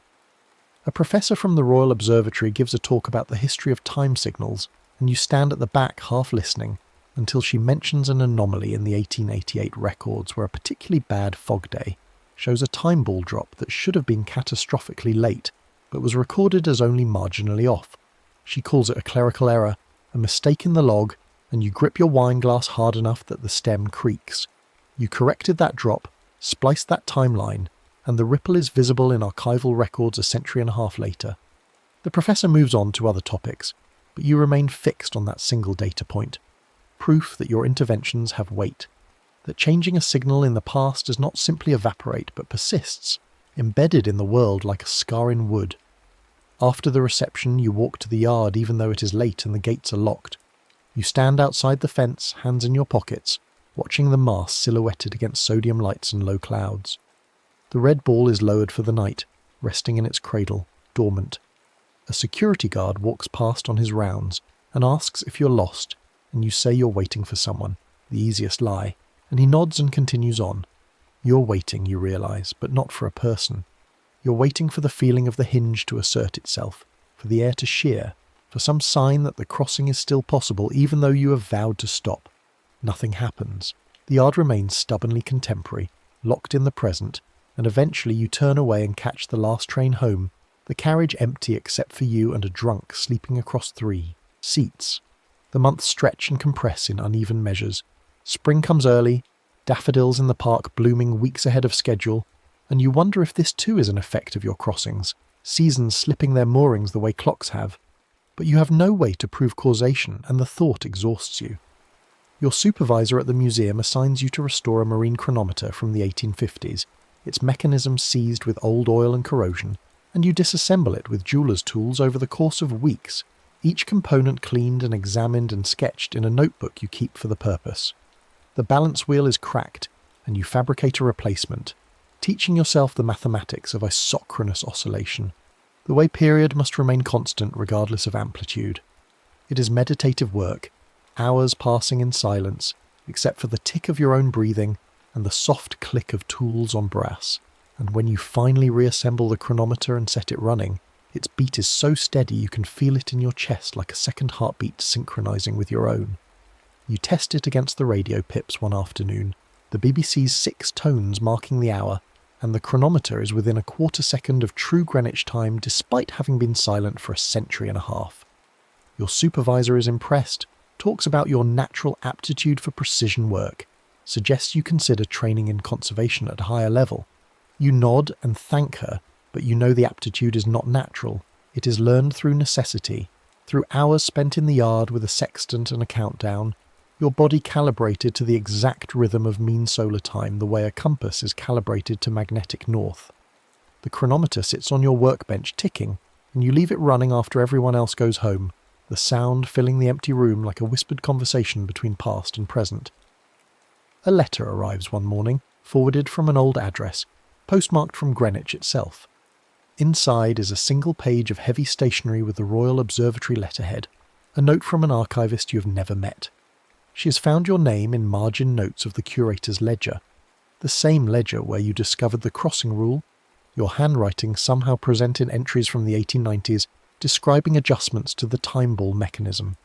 She asks if you are a descendant of the original writer, interested in family history, and would you like to visit the archives to see the documents in person? You read the letter 3 times, hands shaking. Because you never wrote in the ledger during your crossings, you were always careful to remain unobtrusive, invisible, a ghost in the mechanism. But the handwriting is unmistakably yours, the phrasing you would use, descriptions of problems you solved. The timeline has folded, your future actions recorded as past events, and the loop is tighter than you realized. You do not respond to the letter. Instead, you take it to the yard one afternoon when rain keeps the tourists away and the gate is unattended. You stand at the base of the mast where the hinge always felt strongest, and you burn the letter with a lighter, holding it until the flame nearly reaches your fingers before dropping it to the wet pavement where it curls and blackens and disintegrates. The archivist's question dies with the paper, but the ledger entries remain, written in your hand decades before you were born, a closed loop of causation you cannot untangle. You feel the hook in your ribs again, that tug of noon claiming you, and you realize you're not just living on the prime meridian anymore, you are becoming part of its mechanism, a component in the system that measures and transmits time. That night you dream of the yard in a year you've never visited, sometime in the late 19th century during winter, snow on the roofs and ice in the river. You're hauling the ball up for a return procedure, but the rope is frozen stiff and the drum will not turn smoothly. The sun is already below the horizon, twilight fading fast, and if you do not release the ball in the next 30 seconds, you will be trapped in that noon forever, unable to return. Your hands slip on the icy rope, the ball rises by painful inches, and just as the last light drains from the sky, you reach the top and release the catch. The ball falls, the cable clinks, and you wake in your own bed gasping as if you have been holding your breath underwater. The clock on your nightstand reads 1 in the afternoon, though outside the window it is clearly 3 in the morning, and you realize you have lost time. Hours gone missing the way they do when the hinge breathes too close. You start keeping a journal, not of your days, but of discrepancies, moments when time behaves strangely in your proximity. The coffee shop where you stop most mornings serves you a drink that is somehow still hot from an order you placed the previous day, the barista confused about whether you already paid. A meeting at the museum that you remember attending is rescheduled, and your supervisor insists it never happened yet, though you have notes from the discussion in your notebook. The train you take home arrives at the station before it departs from the previous stop according to the digital boards, and other passengers notice filming it on their phones, a minor glitch that makes local news before being dismissed as a software error. You are leaking, you realise, your temporal distortion no longer contained to clocks and schedules but affecting events, causation itself becoming unreliable in your vicinity. The curator's ledger haunts you, and you return to the museum's archives late one night, using your staff key, pulling the fragile volume from its climate-controlled case. The margin notes are there in your handwriting, describing repairs and adjustments you will make, have made, are making in some conjugation of tense that English cannot properly express. One entry describes a crossing to January 1895 to replace a worn cable before it snaps, during a critical drop, preventing a disaster that will otherwise kill the assistant on duty. The entry is dated 6 months from now in your personal timeline, but the event it describes is already past in history, already happened, and you understand with cold certainty that you're going to make that crossing, have no choice but to make it, because the timeline has already recorded your presence there. You're trapped not by the mechanism but by your own future actions, a loop of obligations stretching forward and backward from the moment you first learned the rule. You close the ledger carefully, reshelve it in its case, and lock the archive room behind you. Walking home through empty streets, you try to imagine a life where you never found the margin notes, never learned the procedure, never raised the sextant at that first half-mast drop. But the counterfactual will not hold because the ledger entries prove you were always going to cross, always going to bind yourself to Greenwich. The timeline requiring your participation, the way a lock requires a key. Free will becomes a question without meaning when past and future are a single surface folded over itself. Your choice is already made from a perspective you have not yet reached. The winter solstice arrives, and with it the longest night. Darkness stretching from afternoon through morning in a grip that feels appropriate to your situation. You take the sextant from its drawer for the first time in months, unwrap it from the flannel, and the brass is cold enough to burn your palm. At noon you stand at your window with the instrument raised, sighting the low winter sun through glass streaked with condensation, and you hold the altitude steady just to remember the sensation, the weight of precision in your hands. The sun crosses the meridian, local noon sliding past 1 o'clock Greenwich as it always does, and for a moment the light in your flat shifts, brightens, the hinge breathing audible as a high ringing in your ears. You do not blink, barely breathe, the moment extending like molten glass, and then it passes and the light returns to normal, and you lower the sextant with hands that shake from more than cold. You can still cross. The hinge remains open to you, the mechanism accepting your calibration, and the knowledge sits in your chest like ballast. In 6 months you will return to the yard, will make the January 1895 crossing to prevent the cable disaster, because the ledger says you did and history requires your presence. But until then you have time, days that are your own even if their ultimate direction is already plotted. You wrap the sextant again, place it back in the drawer and make tea that you drink while watching the winter light fade, living on the prime meridian but not consumed by it, bound but not broken, your life a collaboration between choice and necessity that you are learning to navigate one careful noon at a time. The next story is about to begin. Please relax and enjoy. You jolt onto the rooftop and your knees buckle on wet tar. Rain needles your face. The sky is a bruised canvas stretched tight over London, and hanging in it like bloated sentinels are the barrage balloons, silvered gas bags tethered by cables swaying in the wind. Below you the Thames is a dull strip of pewter threading through the blackout, and somewhere down there people are shouting, metal clattering against metal, generators coughing into life. Your hands are shaking. You don't know how you got here, but the air smells wrong. Coal smoke and wet brick and something acrid that might be cordite. You're on a flat roof, maybe 4 stories up, surrounded by chimney stacks and the skeletal frames of radio aerials. To your left, a searchlight crew is wrestling a massive lamp into position, the barrel of it swinging through the drizzle. To your right, another crew does the same, their breath pluming white in the cold. A warden in a tin helmet swings a blackout hood over a skylight and barks at you. "Lights out, you daft sod!" You stumble back and nearly trip over a coil of cable. The warden doesn't wait for an answer, just moves on, his boots squelching in the puddles. Anti-aircraft guns thud in the distance, a bass rhythm that you feel in your sternum. The searchlight to your left suddenly ignites, a cone of white stabbing upward into the cloud deck. Then the one to your right joins it, and where the 2 beams cross the clouds seem to ripple, to glow with something that isn't quite light. For half a heartbeat you see it. Your city, your London, glass towers catching neon, construction cranes skeletal against a different sky, and then it snaps away, and there's only 1940 again, only the war. You press your palms against your temples. This isn't real. This can't be real. But the rain is cold, and the tar is gritty under your shoes, and when you breathe you taste ash. A door bangs open behind you, and a young man in coveralls stumbles out of a crew hut, arms full of charts. He's maybe 20, with oil smudges on his cheek and eyes that haven't slept in days. He sees you and frowns. You the runner from Sector? You open your mouth, close it, nod. "About bloody time," he mutters, and thrusts a rolled paper at you. "Eddie," he says, by way of introduction. "You seen the 4-lamp trick?" You unroll the paper. It's a star chart, hand-drawn in pencil and chalk, the Big Dipper sketched with careful angles and bearings noted in the margins. Someone's written elevation 40 degrees azimuth, 310 degrees, next to 1 star, and hold pattern 10 sec minimum at the bottom. "What is this?" you ask, and your voice sounds strange to your own ears. Too modern, too flat. Eddie glances over his shoulder at the searchlights. "Old wives' tale, innit? Some of the lads reckon if you get 4 beams to line up just so, like stars, yeah?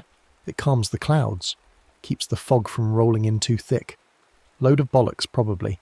But we tried it last week and the sky cleared for 20 minutes. Long enough to spot 2 Heinkels before they could drop their loads." You stare at the chart. The Big Dipper. Your constellation. The one you can see from your flat on clear nights. The one you used to trace with your finger as a kid. 4 stars. Dubhe, Merak, Fector, Megrez. 4 searchlights. The rule clicks into place in your mind like a key turning. You don't know how you know, but you do.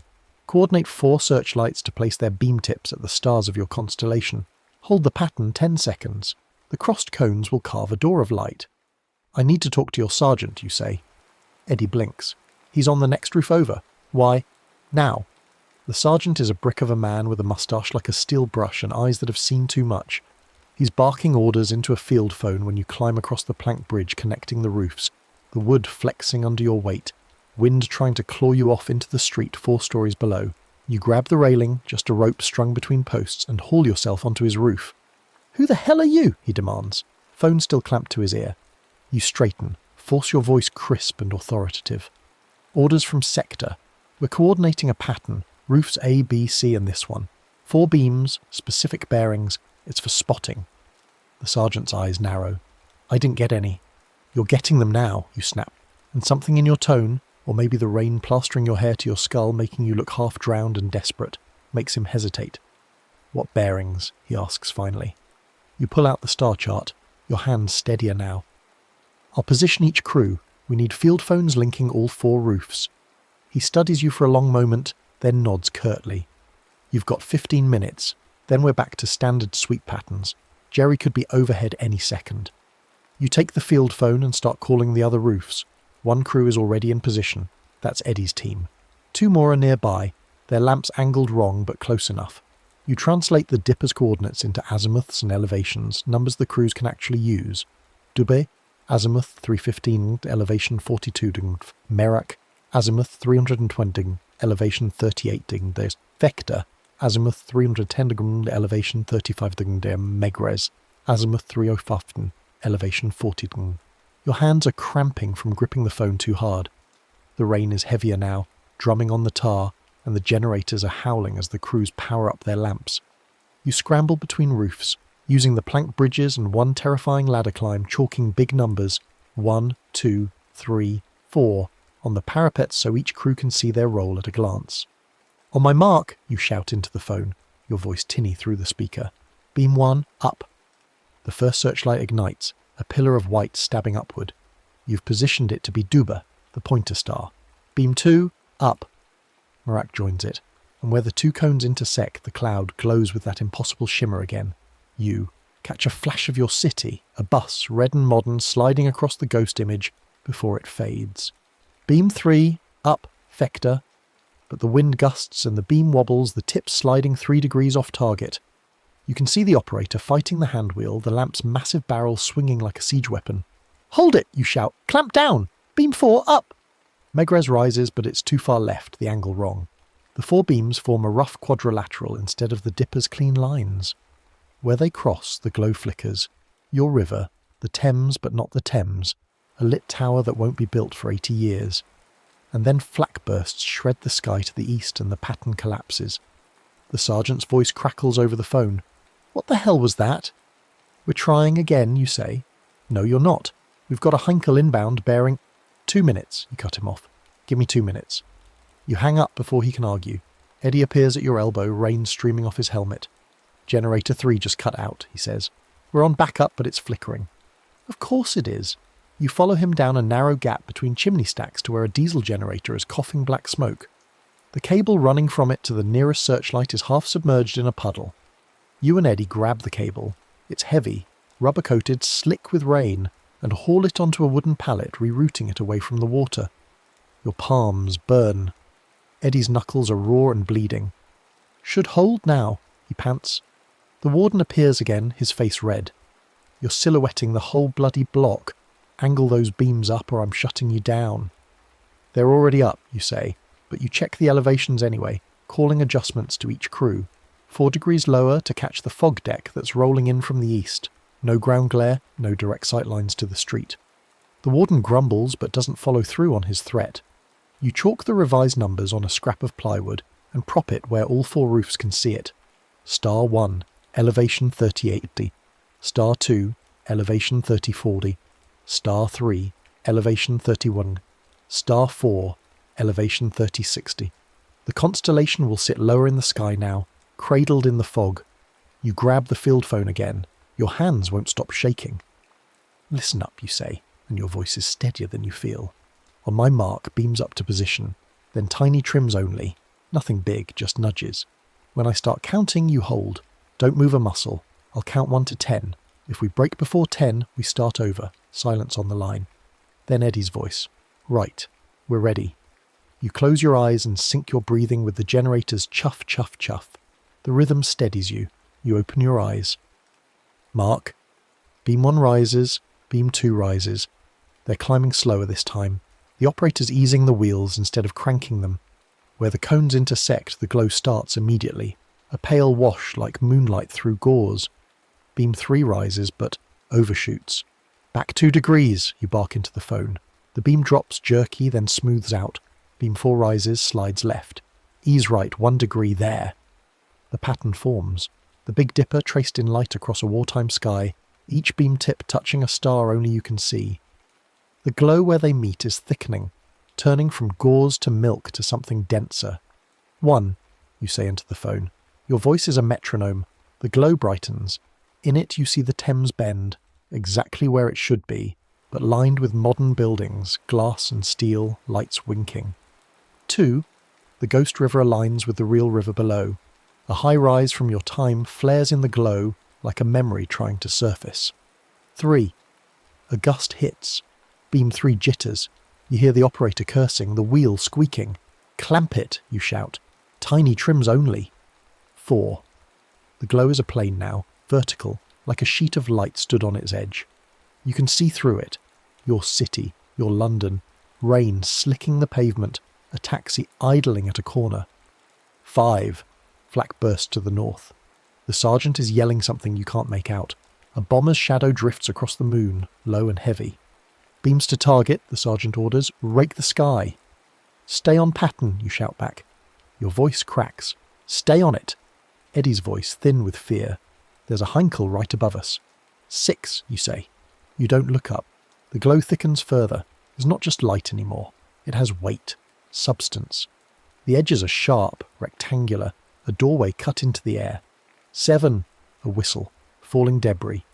Something metallic crashes onto the next roof over and you hear men shouting. Your hat lifts in the wind, grit stinging your cheek. Eddie is staring at you, waiting for the order to break pattern, to run. You nod at him. Keep counting. 8. The plane of light is solid now.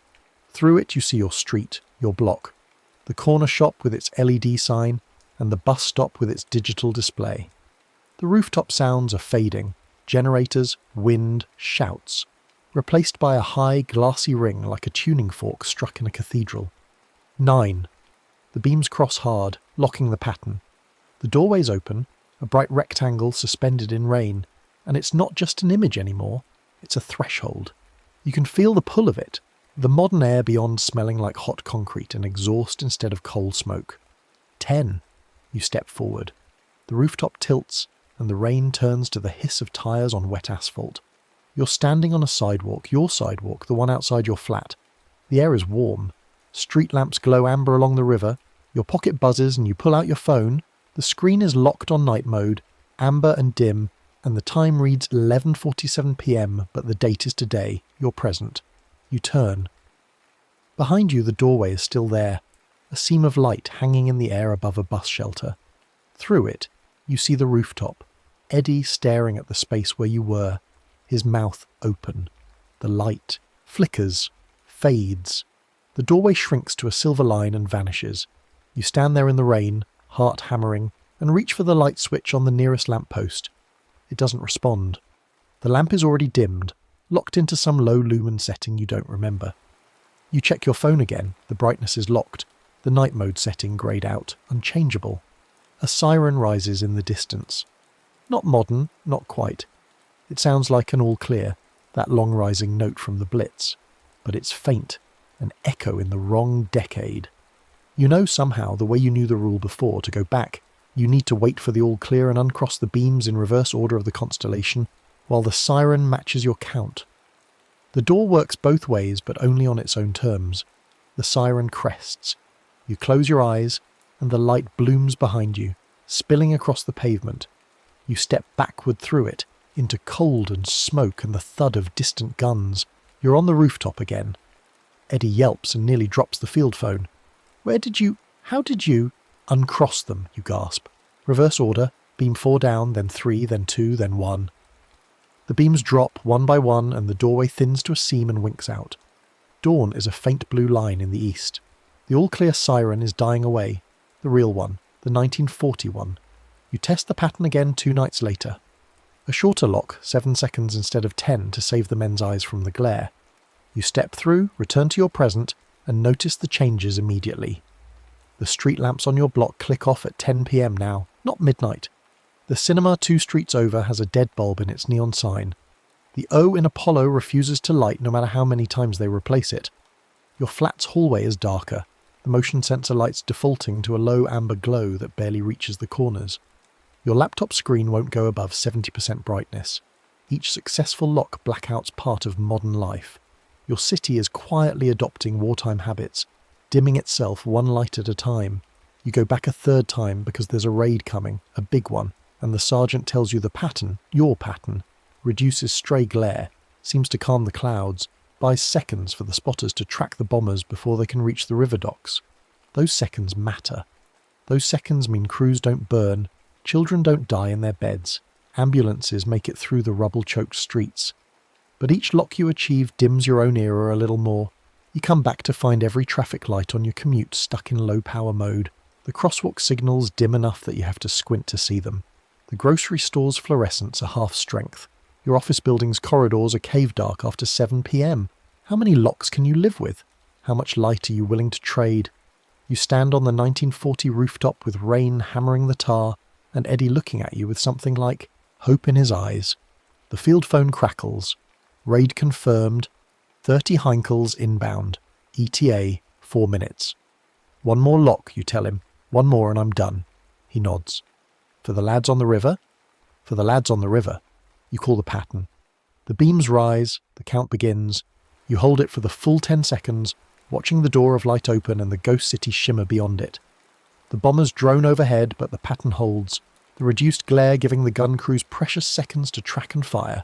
You hear the guns roar, see tracer rounds stitching the sky, and one of the Heinkels banks hard and peels away trailing smoke. 10, you say, and step through. Your present is darker. The river walk where you used to jog at night is unlit past 9 p.m. now. The bridge lamps follow a new schedule. Tighter angles, fewer pools of light, earlier cut-offs. Neon signs all over the city have dead letters. Restaurant signs missing vowels. Theatre marquees with gaps like missing teeth. Your phone is a permanent amber glow that strains your eyes, but you can't change it, can't override it. But the news alert that pings, soft, amber, barely visible, says a river emergency drill yesterday ran faster than ever before. Emergency crews navigated the dark corridors of a flooded building in record time, their eyes already adapted, their protocols mysteriously improved for low-light conditions. No casualties, perfect execution. You stand by your window as rain threads the glass. The city outside is dimmer than it was a week ago, but somehow it feels safer, more deliberate, like it's learned something from the blackout years. Somewhere in the distance a siren sounds and its overtones are older, layered with echoes from 80 years back. You cup your hands and look up. The clouds are low and heavy, and you know that if you wanted to, if you found 4 searchlights, or even 4 strong flashlights, and traced the constellation just right, you could open the door again. You could go back and help Eddie and his crew through another raid, trade another slice of brightness for another night of lives saved. But you don't. You let the clouds pass, let the sky stay yours, let the city keep what light it has left.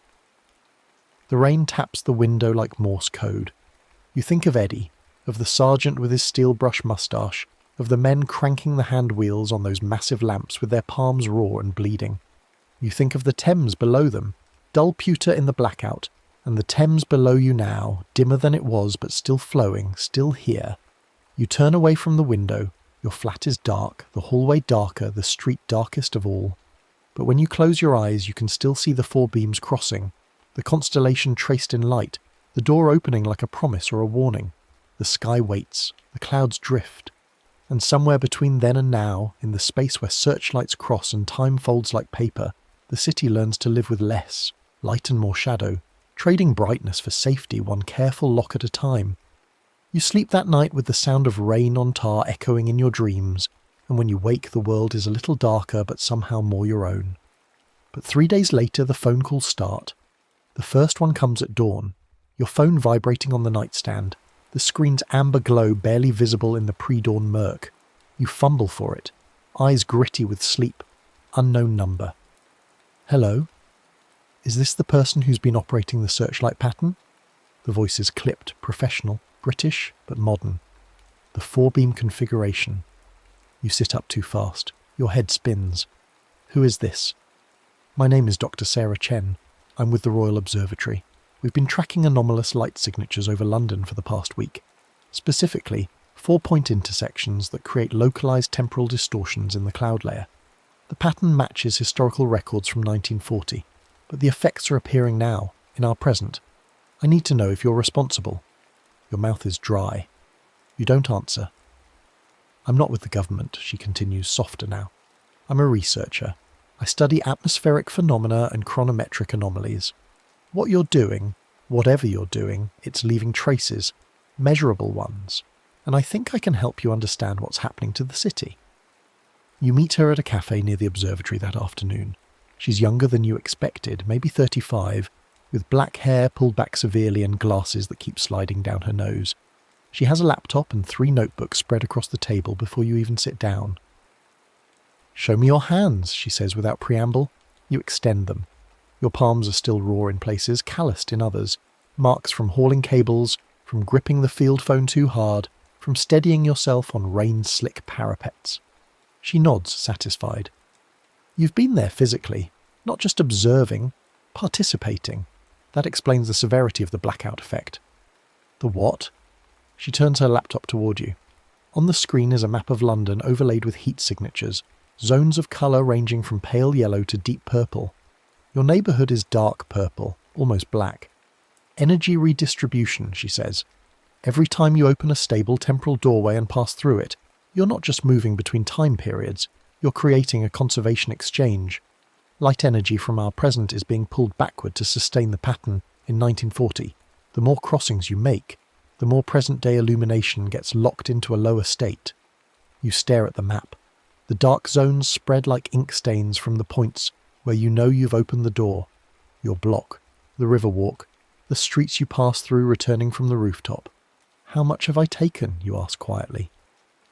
7.3% of the city's total light output is now operating at reduced capacity. Street lamps, building, lights, personal devices, all dimmed or locked into low power modes. It's not just aesthetic. Traffic accidents are up 11% in the affected zones.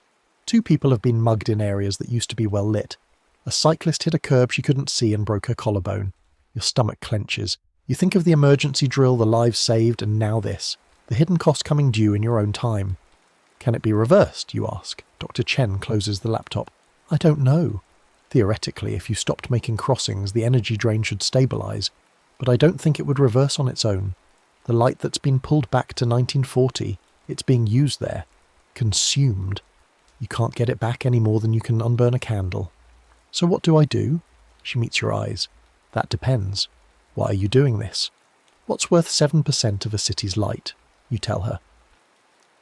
About Eddie and the crews, about the raid you helped them spot, about the seconds that saved lives on the river docks, about standing on a rooftop in 1940 with rain hammering down and knowing that your presence, your pattern, made a difference. She listens without interrupting. When you finish, she's quiet for a long moment. There's something else, she says finally. The temporal mechanics of what you're doing. They're not stable. Each crossing weakens the barrier between the time periods. Right now you need 4 searchlights and a precise pattern to open the door. But if you keep going, if you make enough crossings, the barrier will thin to the point where the door might open spontaneously. Anywhere, any time. You could be walking down the street and suddenly step through into 1940 without meaning to. Or worse. Worse. Other people might fall through. The door might stay open. 2 time periods trying to occupy the same space, the same air, the same rain. She shakes her head. I don't know what would happen. Nobody does. But I don't think it would be good. You walk home through streets that are noticeably dimmer than they were a month ago. The sun is setting and the lamps are coming on, or trying to, some flicker and fail. Others glow with that sickly amber that's become the new normal in your neighbourhood. You pass a corner where 2 teenagers are squinting at their phones, the screens barely visible in the gloom, complaining about the brightness settings being locked. Your flat feels like a cave. You try turning on every light, but the cumulative effect is barely enough to read by. You stand at your window and look out at the city. Somewhere out there, 85 years in the past, Eddie and his crew are manning their searchlight, ready to trace patterns in the sky at a moment's notice. Somewhere out there, the blitz is still happening, bombs still falling, people still dying, and somewhere in between, a door waits to be opened. You don't go back for 2 weeks. You ignore the pull, the knowledge of how to trace the constellation, the memory of Eddie's hopeful eyes. You go to work, come home, live your life in a city that's slowly learning to function with less light. The news reports it as an energy-saving initiative, a grid optimization program, a response to climate concerns. Nobody knows the real reason except you and Dr. Chen. But then Eddie finds you. You're standing at the bus stop near your flat, waiting in the amber gloom, when you hear it. The crackle of a field phone, tinny and impossible. You turn and he's there, translucent, flickering like a projection, standing in the rain that isn't falling in your present but is falling in his. "Need you back," he says. His voice sounds like it's coming through water. "Big raid tonight. Biggest yet. The pattern. It works. It saves lives. The sergeant's asking for you." "I can't," you say. A woman at the bus stop glances at you, then looks away quickly, pretending she didn't hear you talking to empty air. "Every time I cross, it makes things worse here." "Worse how?" Eddie's image flickers. "Darker? We live in the dark every night. We black out every window, every street. We live like moles, and we die like rats in the rubble when we get it wrong. Your dark has street lamps. Ours has bombs. People are getting hurt here because of the blackout I caused. People are dying here because you're not helping." The field phone crackles and cuts out. Eddie's gone. The bus pulls up, doors hissing open, and you stand there frozen as it drives away without you. That night you dream of searchlights. You dream of standing on the rooftop while the beams cross and recross, tracing patterns that aren't quite the Dipper, doors opening and closing like mouths trying to speak. You dream of falling through one and landing not in 1940 but somewhere else entirely, 1914, trenches and gas and mud, or 1666, the city burning, flames instead of searchlights reaching for the sky. You wake gasping, your sheets soaked with sweat despite the cold. Dr. Chen calls the next morning. "The barrier's thinning faster than I predicted," she says without preamble. "I'm picking up microfissures all over the affected zones, small temporal leaks. Nothing a person could pass through yet, but did you go back? Did you open the door again? No? Then someone else is trying to, or something from 1940 is pushing through from the other side." You meet her at the observatory. She shows you the data, spikes in chronometric readings, localized drops in air pressure, reports from your neighborhood of people hearing air raid sirens that aren't real, seeing flashes in the sky that don't correspond to any aircraft or lightning. "It's Eddie," you say. "One of the men from the searchlight crew. He came through, not physically, but like a projection. He asked me to come back." Dr. Chen goes very still. "If they're reaching through from their side, if they're trying to reopen the door without you, it'll tear," you finish. "The barrier. It'll tear and we'll both fall through, won't we? 1940 and now, all mixed together." She nods slowly. "I think so, and I don't think either time period would survive it intact. You have a choice to make, and you hate both options. Go back and risk destabilizing the barrier further, dimming the city more, maybe even causing the catastrophic collapse Dr. Chen is predicting. Or refuse and let Eddie and his crew struggle through the raid without the pattern, without the small advantage your constellation gives them, and possibly let the barrier tear anyway as they desperately try to pull you back. You make your decision standing at your window as dusk falls, and the inadequate lamps flicker on across the city. You think about the emergency crews who navigated the dark building so efficiently, about the skills your city is relearning from its own past. You think about Eddie holding that field phone with raw, bleeding hands, counting on you. You call Dr. Chen. "If I go back one more time," you say, "can you monitor it? Track the energy exchange, the barrier stress, all of it?" "Yes. Why?" "Because I'm going to close the door. Permanently. Seal it so it can't be opened again. Not by me, not by Eddie, not by anyone. I don't know if that's possible. Neither do I, but I have to try." She's silent for a long moment. Then, "I'll meet you there. Where do you need to be?" You tell her the rooftop. Your rooftop. The one in your present that corresponds to Eddie's position in 1940. She arrives with equipment, Sensors, meters, devices you don't recognize. You stand together in the amber gloom as rain begins to fall, and you look up at the clouds. "How do you open it from this side?" she asks. You pull out your phone. You've already called in favours, made arrangements. 4 friends positioned on 4 nearby roofs, each with a high-powered spotlight borrowed or rented or stolen. You've given them the coordinates, the angles, the timing. The same way, you say. 4 lights, the constellation, 10 seconds. And then I go through and I uncross them in a pattern that will collapse the door inward instead of just closing it. Axing eel, not a pause. At least that's the theory. Dr. Chen checks her equipment. I'll monitor from here. If the barrier starts to catastrophically fail, you'll know before I do, you finish. Let's hope it doesn't come to that. You lift your phone and send the message. Now. 4 beams rise into the rain-heavy sky, LED spotlights tracing the stars of the Dipper. They're not as powerful as the 1940 searchlights, but they're enough. Where they cross, the glow begins, that familiar milk-white shimmer that means the door is forming. You count. 1, 2, 3. The glow thickens. 4, 5, 6. It becomes a plane, a threshold. 7, 8, 9. Through it you see Eddie's rooftop, see him standing there waiting, his face breaking into a grin of relief. 10, you say, and you step through one final time into the rain and smoke and distant thunder of guns, ready to close the door behind you forever. The next story is about to begin. Please relax and enjoy. Cold bites through wool. Frost silvers the grass beneath your feet. Each blade rigid and glittering under starlight so thick it feels like you could reach up and draw your fingers through it like water. The trilithons loom like dark teeth against the sky, massive sarsen blocks standing in pairs with lintels balanced impossibly across their tops. And though you've studied the photographs, read the theories, memorized the dimensions, nothing prepared you for the weight of them, the way they seem to lean inward as if listening.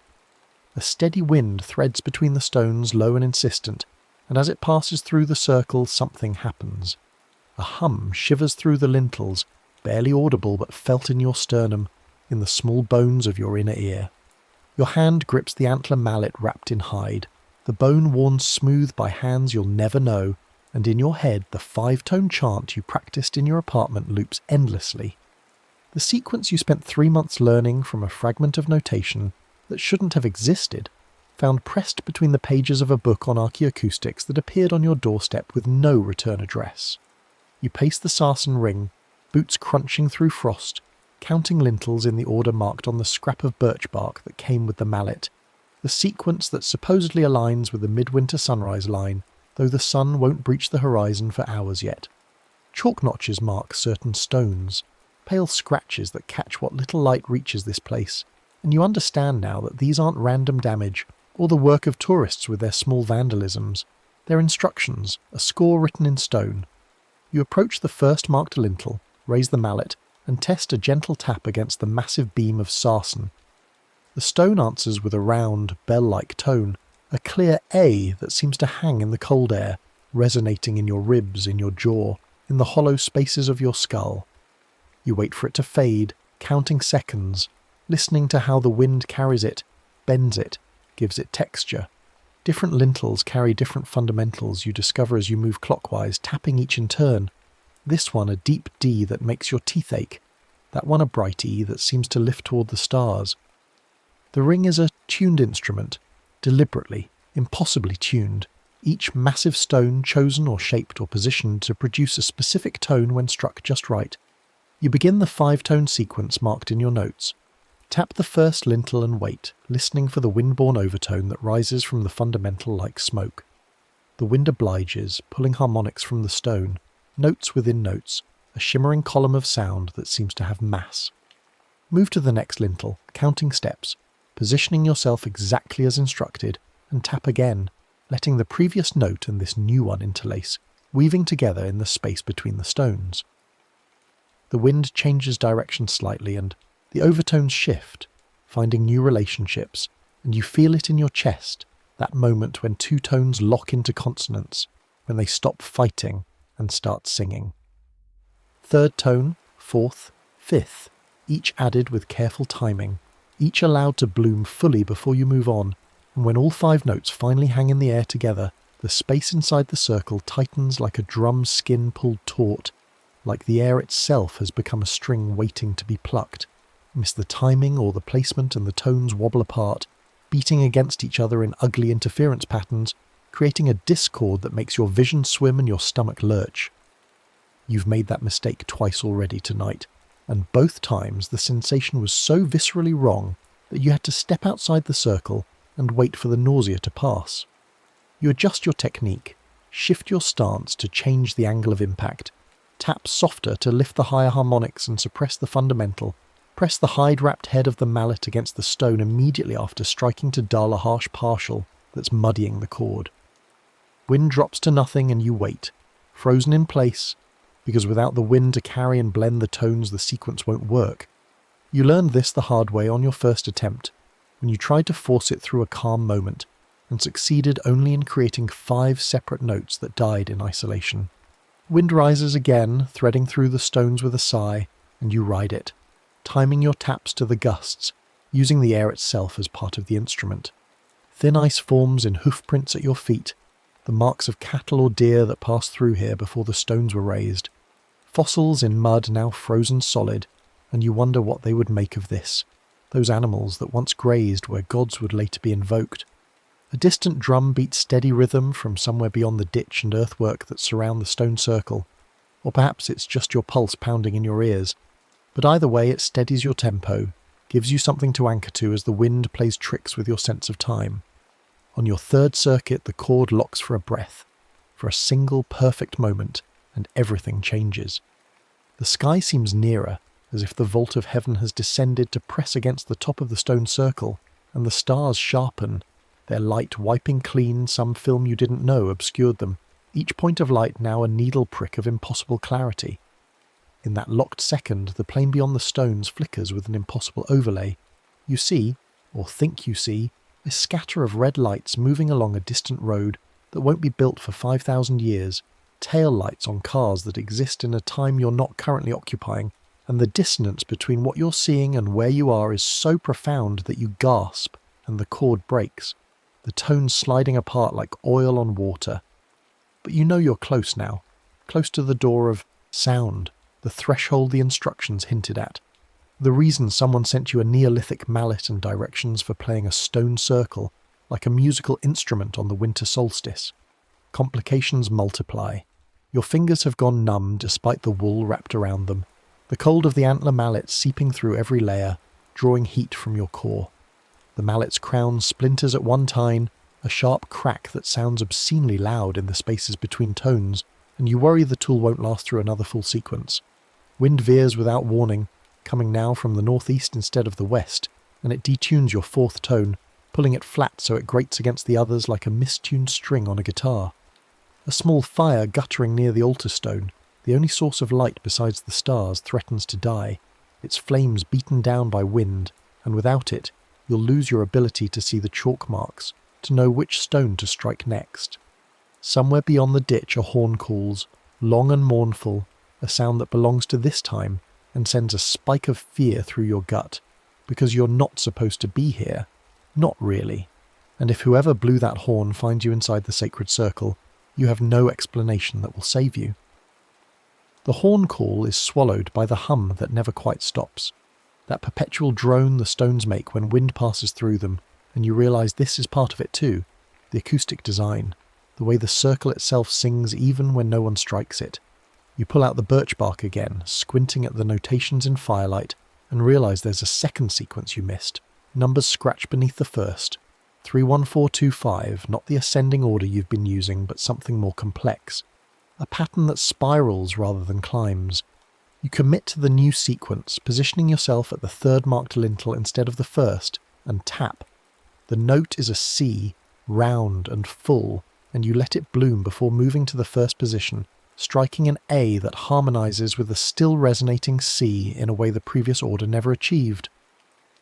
4th position, 2nd, 5th, and with each tone the chord deepens, gains dimension, becomes something more than music. It becomes architecture, a structure built from sound that has walls and a ceiling and a floor that thrums beneath your feet. The lintels vibrate just enough to make the stars tremble in sympathy. Or perhaps it's your vision shaking from the subsonic pressure building inside the circle, and the cord holds for 3 full breaths before it begins to slip, the tones pulling apart as the wind shifts again, and you lose the exact timing needed to maintain resonance. Dawn is hours away. You know this from checking the stars against the astronomy app on your phone before you stepped into whatever ritual transported you here, but the window for this working is narrow. The instructions were explicit about this, about how the door only opens when certain conditions align, when the geometry of Earth and Sun and stars creates a momentary acoustic lens that focuses sound in ways physics doesn't usually allow. You must keep the cord alive, must maintain it long enough to cross the threshold, or you'll be trapped here in the deep past with no way home and a very limited understanding of how to survive in Neolithic Britain. You align yourself on the midwinter axis, heel stone to altar stone, positioning your body so that you're standing on the line the sun will draw when it finally rises, so that your taps ride the path of light that's currently arcing beneath the horizon on the far side of the Earth. One more cycle, you tell yourself, one more perfect sequence, and the door will open wide enough to step through. You begin the 3-1-4-2-5 pattern again, and this time everything clicks.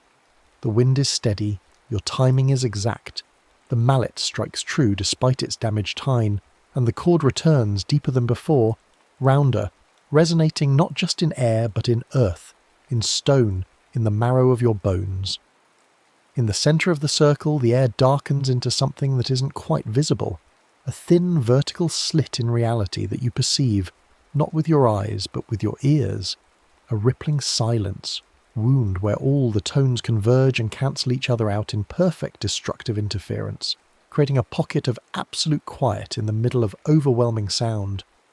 You hold the chord, striking the sequence again and again, feeding it, keeping it alive, and the slit widens until it's a doorway tall enough to walk through, though walk seems like the wrong word for what you'd be doing because the threshold isn't located in space. Not exactly. It's located in sound, in the relationship between tones, in the mathematical ratios that govern harmony. Step through, and you'll be moving not from one place to another, but from one tuning to another, from one reality frequency to a different one. The stars wheel overhead, marking time in their ancient dance, and you realise with a jolt that they're moving too fast, that hours are passing in minutes, that the acoustic lens is bending time as well as space, and if you don't move soon, you'll miss the window entirely. You wait for the first cold blue of dawn, for that precise moment when the sun's light begins to bend around the curve of the earth and touch the heel stone, and when it comes, when that first ray of winter sun lances through the circle and strikes the altar stone dead centre, you know it's time to close the door. You walk the circle in reverse, counterclockwise against the sun, striking the lintels backward through the sequence, 5-2-4-1-3. Each tone now works to unmake the chord, to unweave the fabric of sound you've spent the night constructing, and you feel it unravelling, feel the tension in the air relaxing, the doorway beginning to close. After the final tap, you hold perfectly still and let the note decay to true silence, not the absence of sound but its resolution, all frequencies returning to their source, and as the last vibration dies, the slit opens behind your hearing, not in front of you, but somehow inside your head, and you understand that you've been standing in the doorway this whole time, that the threshold isn't something you cross but something you become. You step forward and the chalk beneath your feet becomes wet concrete. The stars vanish into light pollution, the massive trilithons flicker and are suddenly smaller, broken, diminished by centuries of weather and collapse and archaeological reconstruction. You're back standing inside the rope barriers that keep tourists away from the stones, and the sky is the wrong colour for deep night, dawn breaking pink and orange instead of the deep blue you just left behind. Your phone buzzes in your pocket, 17 missed calls, a dozen texts asking where you are, because apparently 3 days have passed since you stepped into the circle even though you experienced only one night, and you realise with a sinking feeling that time moves differently inside the acoustic lens that you've just lost a weekend to prehistory. Back home, back in your apartment with its thin walls and traffic noise, and the constant hum of electricity in the wires, something is off. Your phone rings, and the tone is different, shifted to an interval that sounds ancient, that resonates with something deep in your hindbrain.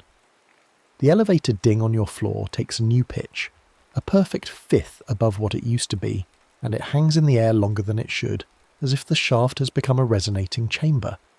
The crosswalk beep outside your window answers in fifths, harmonizing with itself in ways electronic tones shouldn't be able to do, and you realize with growing unease that the world has been retuned, that by playing the stones you've adjusted some fundamental frequency, and everything in your environment is now calibrating itself to match. Rooms you enter gather their own resonances.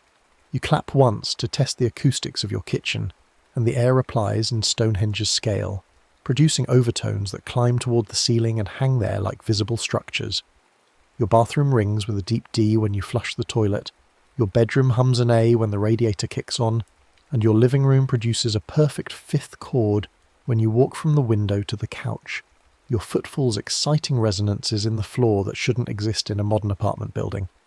It's beautiful at first, this new tuning, this sense that you're living inside an instrument, that every action produces music, that the chaos of urban sound has been organized into something approaching harmony. You find yourself moving differently, timing your steps to produce interesting intervals, clapping in corners to hear how the room responds, humming notes to see what overtones emerge from the walls. But then it becomes disorienting. Alarms hide in harmonics. Your smoke detector's chirp is now a perfect octave above a frequency your refrigerator produces, and the two tones combine into a beating pattern that sounds exactly like your alarm clock, sending you into panic spirals at random moments throughout the day. Voices seem tuned to the ring, and conversations take on musical qualities that make it hard to focus on meaning. Your co-worker's speech patterns now emphasize the same intervals you heard in the Stones, and you find yourself listening to the melody of his words rather than their content, nodding along to rhythms instead of responding to questions. Your own voice sounds strange, resonating in your chest and head in ways it never did before, as if you've become an instrument too, as if the retuning is working from the inside out. You try to adapt. You download frequency analyzers and spectrum apps, trying to map the new acoustic landscape of your life, trying to find patterns you can predict and work around. You wear earplugs in public, muffling the world to manageable levels, but the tones penetrate anyway, conducted through bone, felt in your body even when your ears are blocked. You move through the city like someone learning to hear for the first time, and in a sense you are. You're hearing relationships between sounds that were always there but now they're foregrounded, impossible to ignore, dominating your perception, until the actual information carried by the sounds becomes secondary to their tonal qualities. On the next solstice, summer now instead of winter, you return to Stonehenge with a plan to test if you can retune back, if you can undo what you've done and restore your world to its previous discordant but navigable state. The circle remembers you. You feel it the moment you approach, the stones producing a welcoming hum in your personal scale, recognizing the frequency signature you've been carrying since that winter night. You try the inverse order of the sequence, softer taps to produce gentler harmonics, and you time it to match the wind differently, using the summer breezes that flow warmer and more chaotically than winter's steady cold. The door opens, yes, as you knew it would, but as you work through the sequence you feel something else changing, another layer of reality shifting its tuning, and you realize that each successful chord you play adjusts not just your perception, but the actual physical properties of sound in your environment, that you're rewriting acoustic physics itself in a bubble that travels with you everywhere you go. You complete the ritual and step back through, and now things are worse. Traffic sounds have organized themselves into rhythmic patterns that mimic heartbeats, making you constantly feel like someone is running toward you from behind. Bird songs have shifted into the pentatonic scale, and they sing in rounds canonically, as if they've been rehearsing. Rain on Your Window plays arpeggios, each, drop time to produce ascending scales, and you start to suspect that the retuning isn't just changing how you hear, but changing how sound itself behaves within a certain radius of your body, that you've become a walking acoustic lens bending reality around you.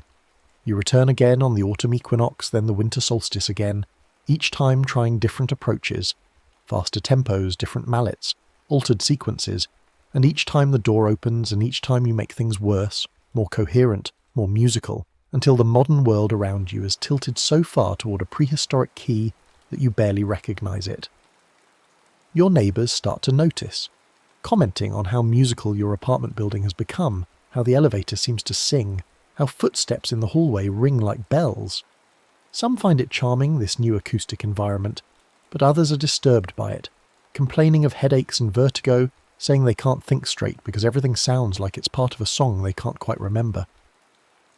You stand at your window in pre-dawn light, listening to a city that now sings more than it speaks, where alarms and sirens have tuned themselves into chords, where the rumble of the subway produces bass drones that underpin everything else like a massive organ, where even the wind through the buildings plays scales instead of just whistling randomly. One more trip to the Stones could make it all coherent, you think, could tune everything so perfectly that it all makes sense, that the chaos resolves into a single, massive symphony with every sound in its proper place. You picture it, a world where acoustic laws have been rewritten, where physics itself has been tuned to match the geometry of Stonehenge, where every city is an instrument, and every person a note in an endless composition. But you also remember why humans invented discordant sounds in the first place, because alarms need to be alarming, because signals need to stand out from background noise, because navigation requires the ability to distinguish between different information streams, not have them all blend into harmonic unity. You remember trying to hear your phone ring yesterday and missing the call because the ringtone had harmonized so perfectly with the ambient sound of traffic that it disappeared into the texture, became indistinguishable from everything else. You remember walking through a crosswalk while the signal was red because the beeping had become so musical, so integrated into the soundscape, that you stopped processing it as a warning and heard it only as part of the city's endless song. One more trip could make it all coherent, yes, but coherent for what purpose? Beautiful but useless, harmonious but dangerous, a world tuned to prehistoric frequencies that served prehistoric needs, where sound was primarily ceremonial, where acoustic design was about creating sacred space rather than conveying information efficiently. You think about emergency, sirens that sing in fifths, about smoke alarms that harmonize with refrigerators, about crosswalk signals that play arpeggios instead of alerting, and you realize that you're trading orientation and safety for beauty and belonging, that you're slowly making your world uninhabitable in your quest to maintain connection with something ancient and powerful. You set the antler mallet down on your windowsill, placing it carefully so it won't roll, and you make a choice. You will not return to the Stones, will not attempt any more retunings, will let the world remain partially wild and partially harmonized, a compromise between prehistoric music and modern signal. The last overtoned ring in your chest fades as you make this decision. That perpetual hum you've been carrying since the first ritual finally quieting, but a fundamental remains.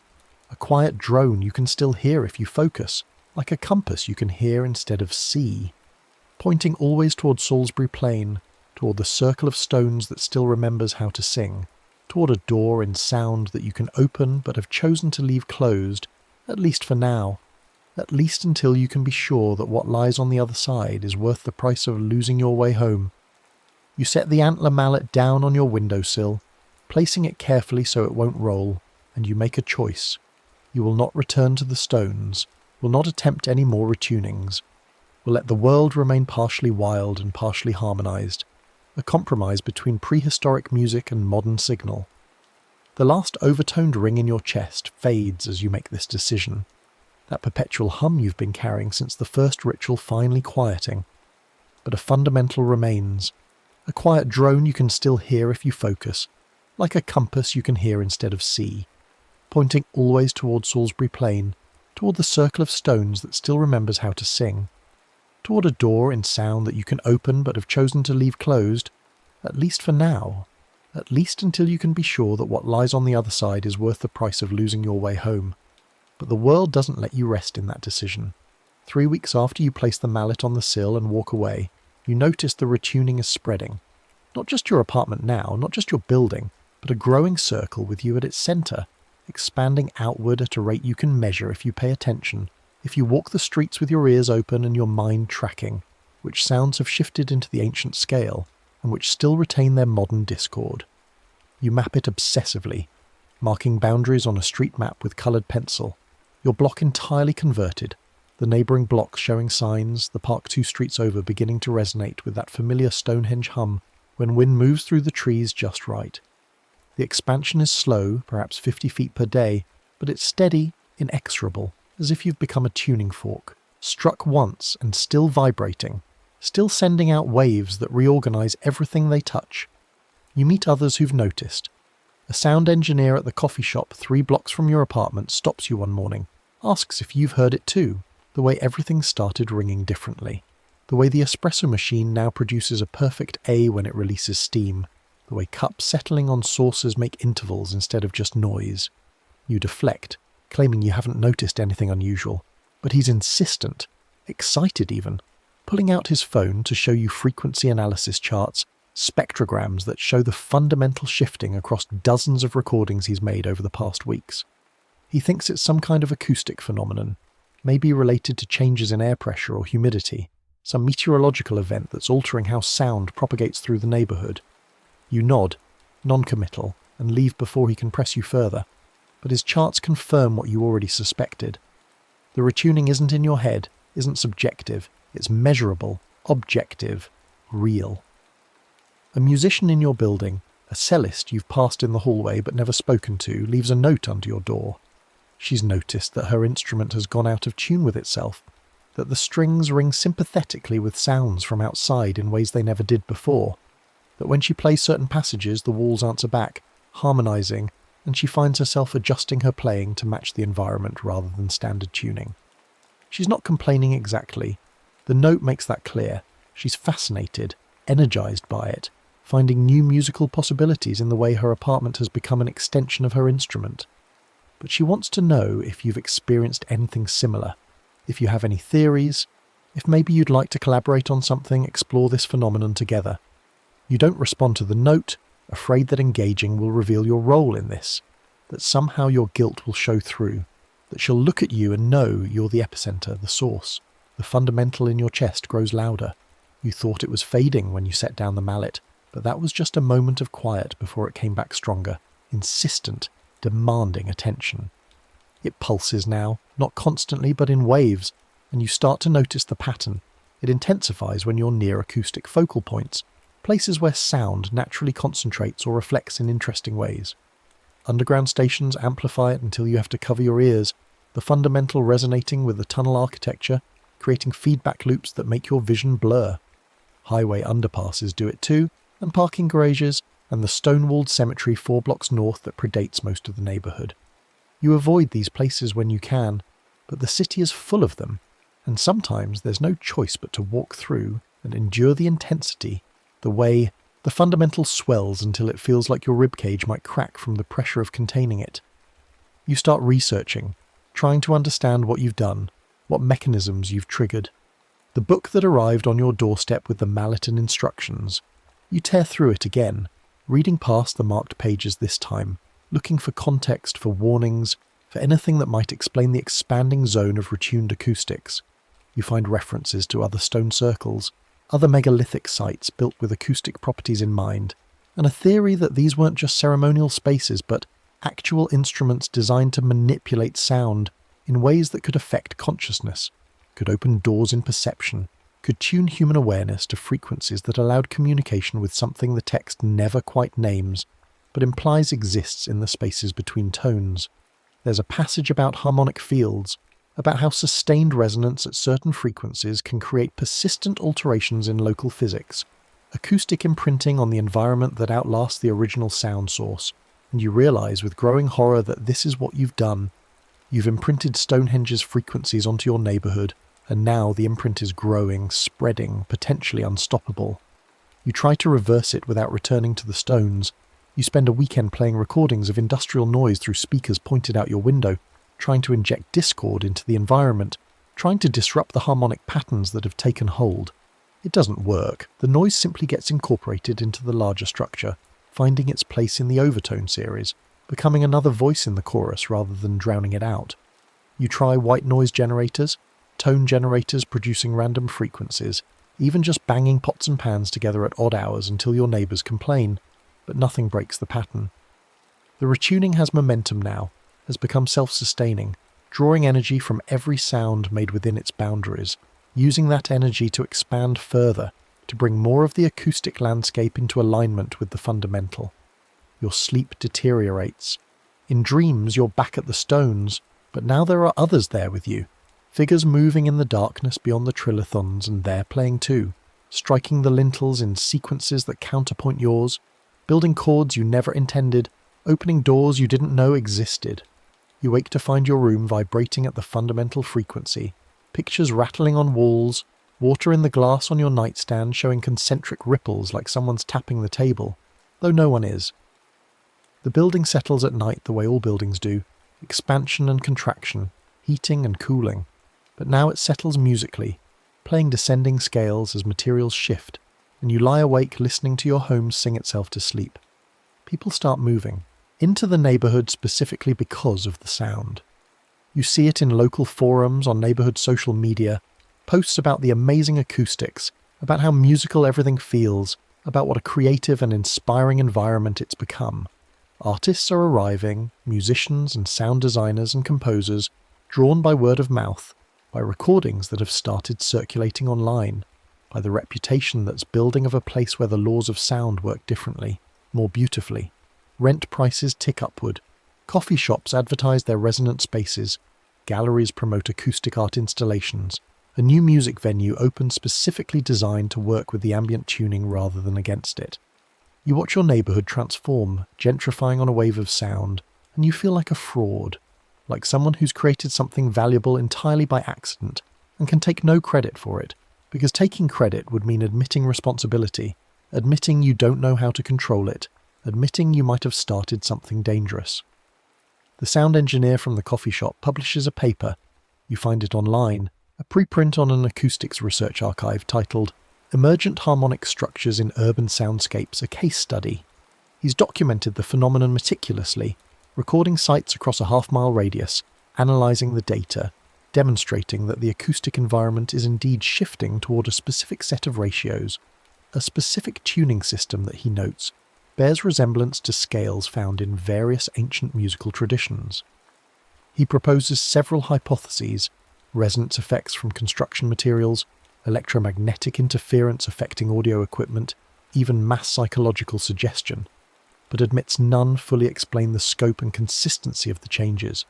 The paper gets attention, not widespread, but enough, picked up by a few science blogs and acoustic specialty publications, and suddenly researchers are interested, wanting to visit, wanting to measure, wanting to understand. You panic. Researchers mean scrutiny, mean questions, mean eventually someone tracking the phenomenon back to its origin, back to you. You consider moving, just packing up and leaving, letting the retuned zone continue without you, but the fundamental in your chest suggests that won't help, that you're bound to it now, that wherever you go you'll carry it with you, starting new zones of retuning in whatever neighbourhood you land in next, spreading it across the city, eventually across regions, maybe across continents if you move enough. You're a carrier, infected with a frequency that wants to propagate, that uses you as its vector, and there's no quarantine possible because sound travels through everything, through air and water and solid matter, through walls and floors and the very earth itself. The cellist appears at your door instead of leaving another note. You open it to find her standing there with her instrument, and before, you can make excuses, she asks directly. It's you, isn't it? The centre of it. You try to deny it, but she shakes her head, not buying it, and explains that she's been triangulating, mapping where the effect is strongest, where the harmonics are purest, and every measurement points back to this building, this floor, this apartment. She's not angry. She emphasises that immediately, seeing the fear in your face. She's grateful, actually, because the retuning has opened up her playing in ways she never imagined, has made her reconsider everything she thought she knew about her instrument, about music itself. But she needs to know what you did, how you did it, because she wants to learn, wants to participate in whatever this is consciously rather than just being subject to it passively. You let her in because what else can you do? And over coffee you tell her everything. The book, the mallet, the solstice ritual, the time travel or dimensional shift or whatever it was, the realization that you've changed something fundamental about how sound behaves in your vicinity. She listens without interrupting, and when you finish she sits quietly for a long moment before asking if she can see the mallet. You retrieve it from the windowsill, hand it over, and she examines it carefully, running her fingers over the antler tines, testing its weight, and then she looks up and says, "You know you're not done, right?" This isn't something you can just walk away from. It chose you, or you chose it, and now you have to see it through.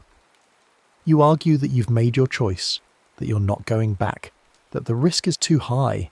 She counters that the risk is higher now, with the retuning spreading uncontrolled, with no guidance or intention behind it except whatever momentum it's gathered on its own.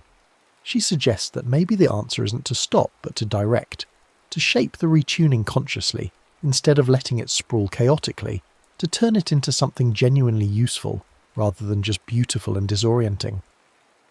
She proposes a collaboration. She has musical training, understands acoustics and harmony, and how to work with resonant spaces, and together maybe you could figure out how to manage this, how to create boundaries or focal points, how to make the retuned zone work for people instead of just happening to them. You're resistant but also desperate for help, for someone to share this burden with, for another perspective on a problem that's been eating you alive for months now.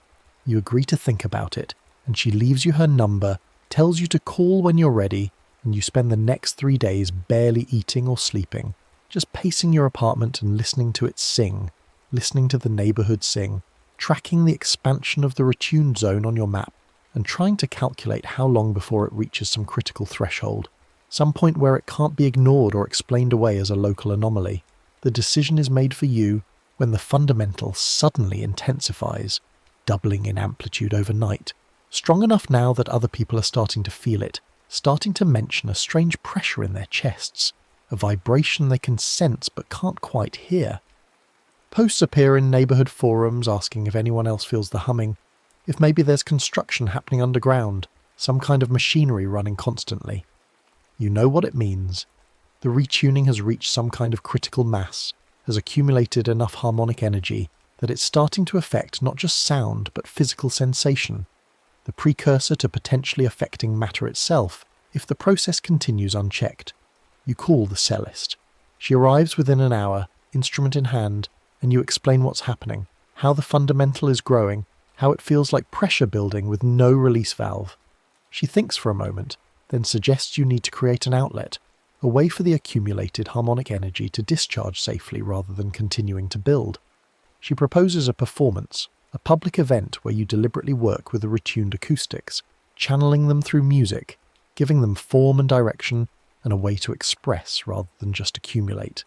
It's risky. It means revealing yourself as connected to the phenomenon, but it might also stabilize things, might give you some measure of control. You agree because you're out of better options, and together you start planning. She brings in other musicians from the neighbourhood, people who've noticed the changes and adapted their playing to work with them, and you become the coordinator, the one who understands the fundamental, who can feel where the acoustic focal points are, who can guide the group to locations and times when the resonance will be strongest.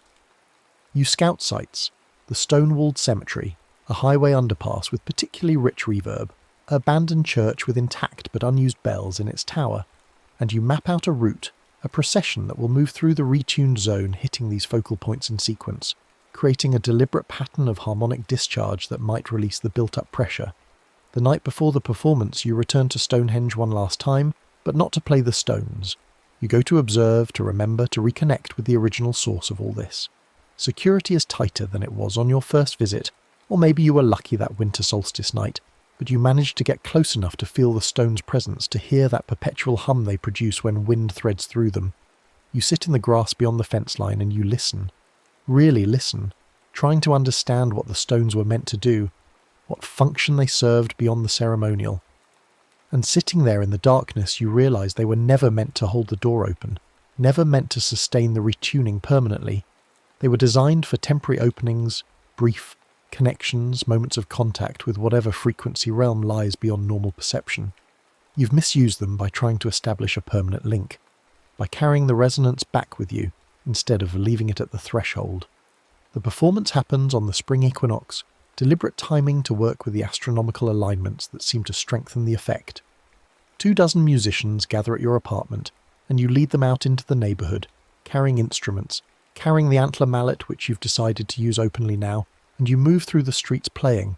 The cellist leads the melodic line, others provide harmony and rhythm, and you strike metal posts and concrete walls and stone surfaces with the mallet, adding percussive punctuation that resonates with the fundamental, that channels it outward rather than letting it accumulate inward. People come out of their homes to watch, to listen, some joining the procession, some just standing on stoops and sidewalks experiencing the sound. At each focal point you stop and play a longer piece, something the cellist has composed specifically to work with the site's acoustics, and you feel the fundamental responding, feel the pressure easing as the harmonic energy finds expression through the music. The stone-walled cemetery rings like a bell, the whole space vibrating in sympathy with the strings and wind instruments and your mallet striking granite headstones. The highway underpass becomes a cathedral, traffic noise from above integrating into the performance, car tyres on asphalt providing a steady drone that grounds everything else. The abandoned church wakes up, its bells humming in sympathetic resonance, even though no one's pulling the ropes, responding to the frequencies rising from below, and for a moment the whole neighbourhood sings together, coherent and intentional and managed. The pressure releases. You feel it in your chest, the fundamental finally relaxing, finding equilibrium instead of endless building tension. The retuned zone stops expanding.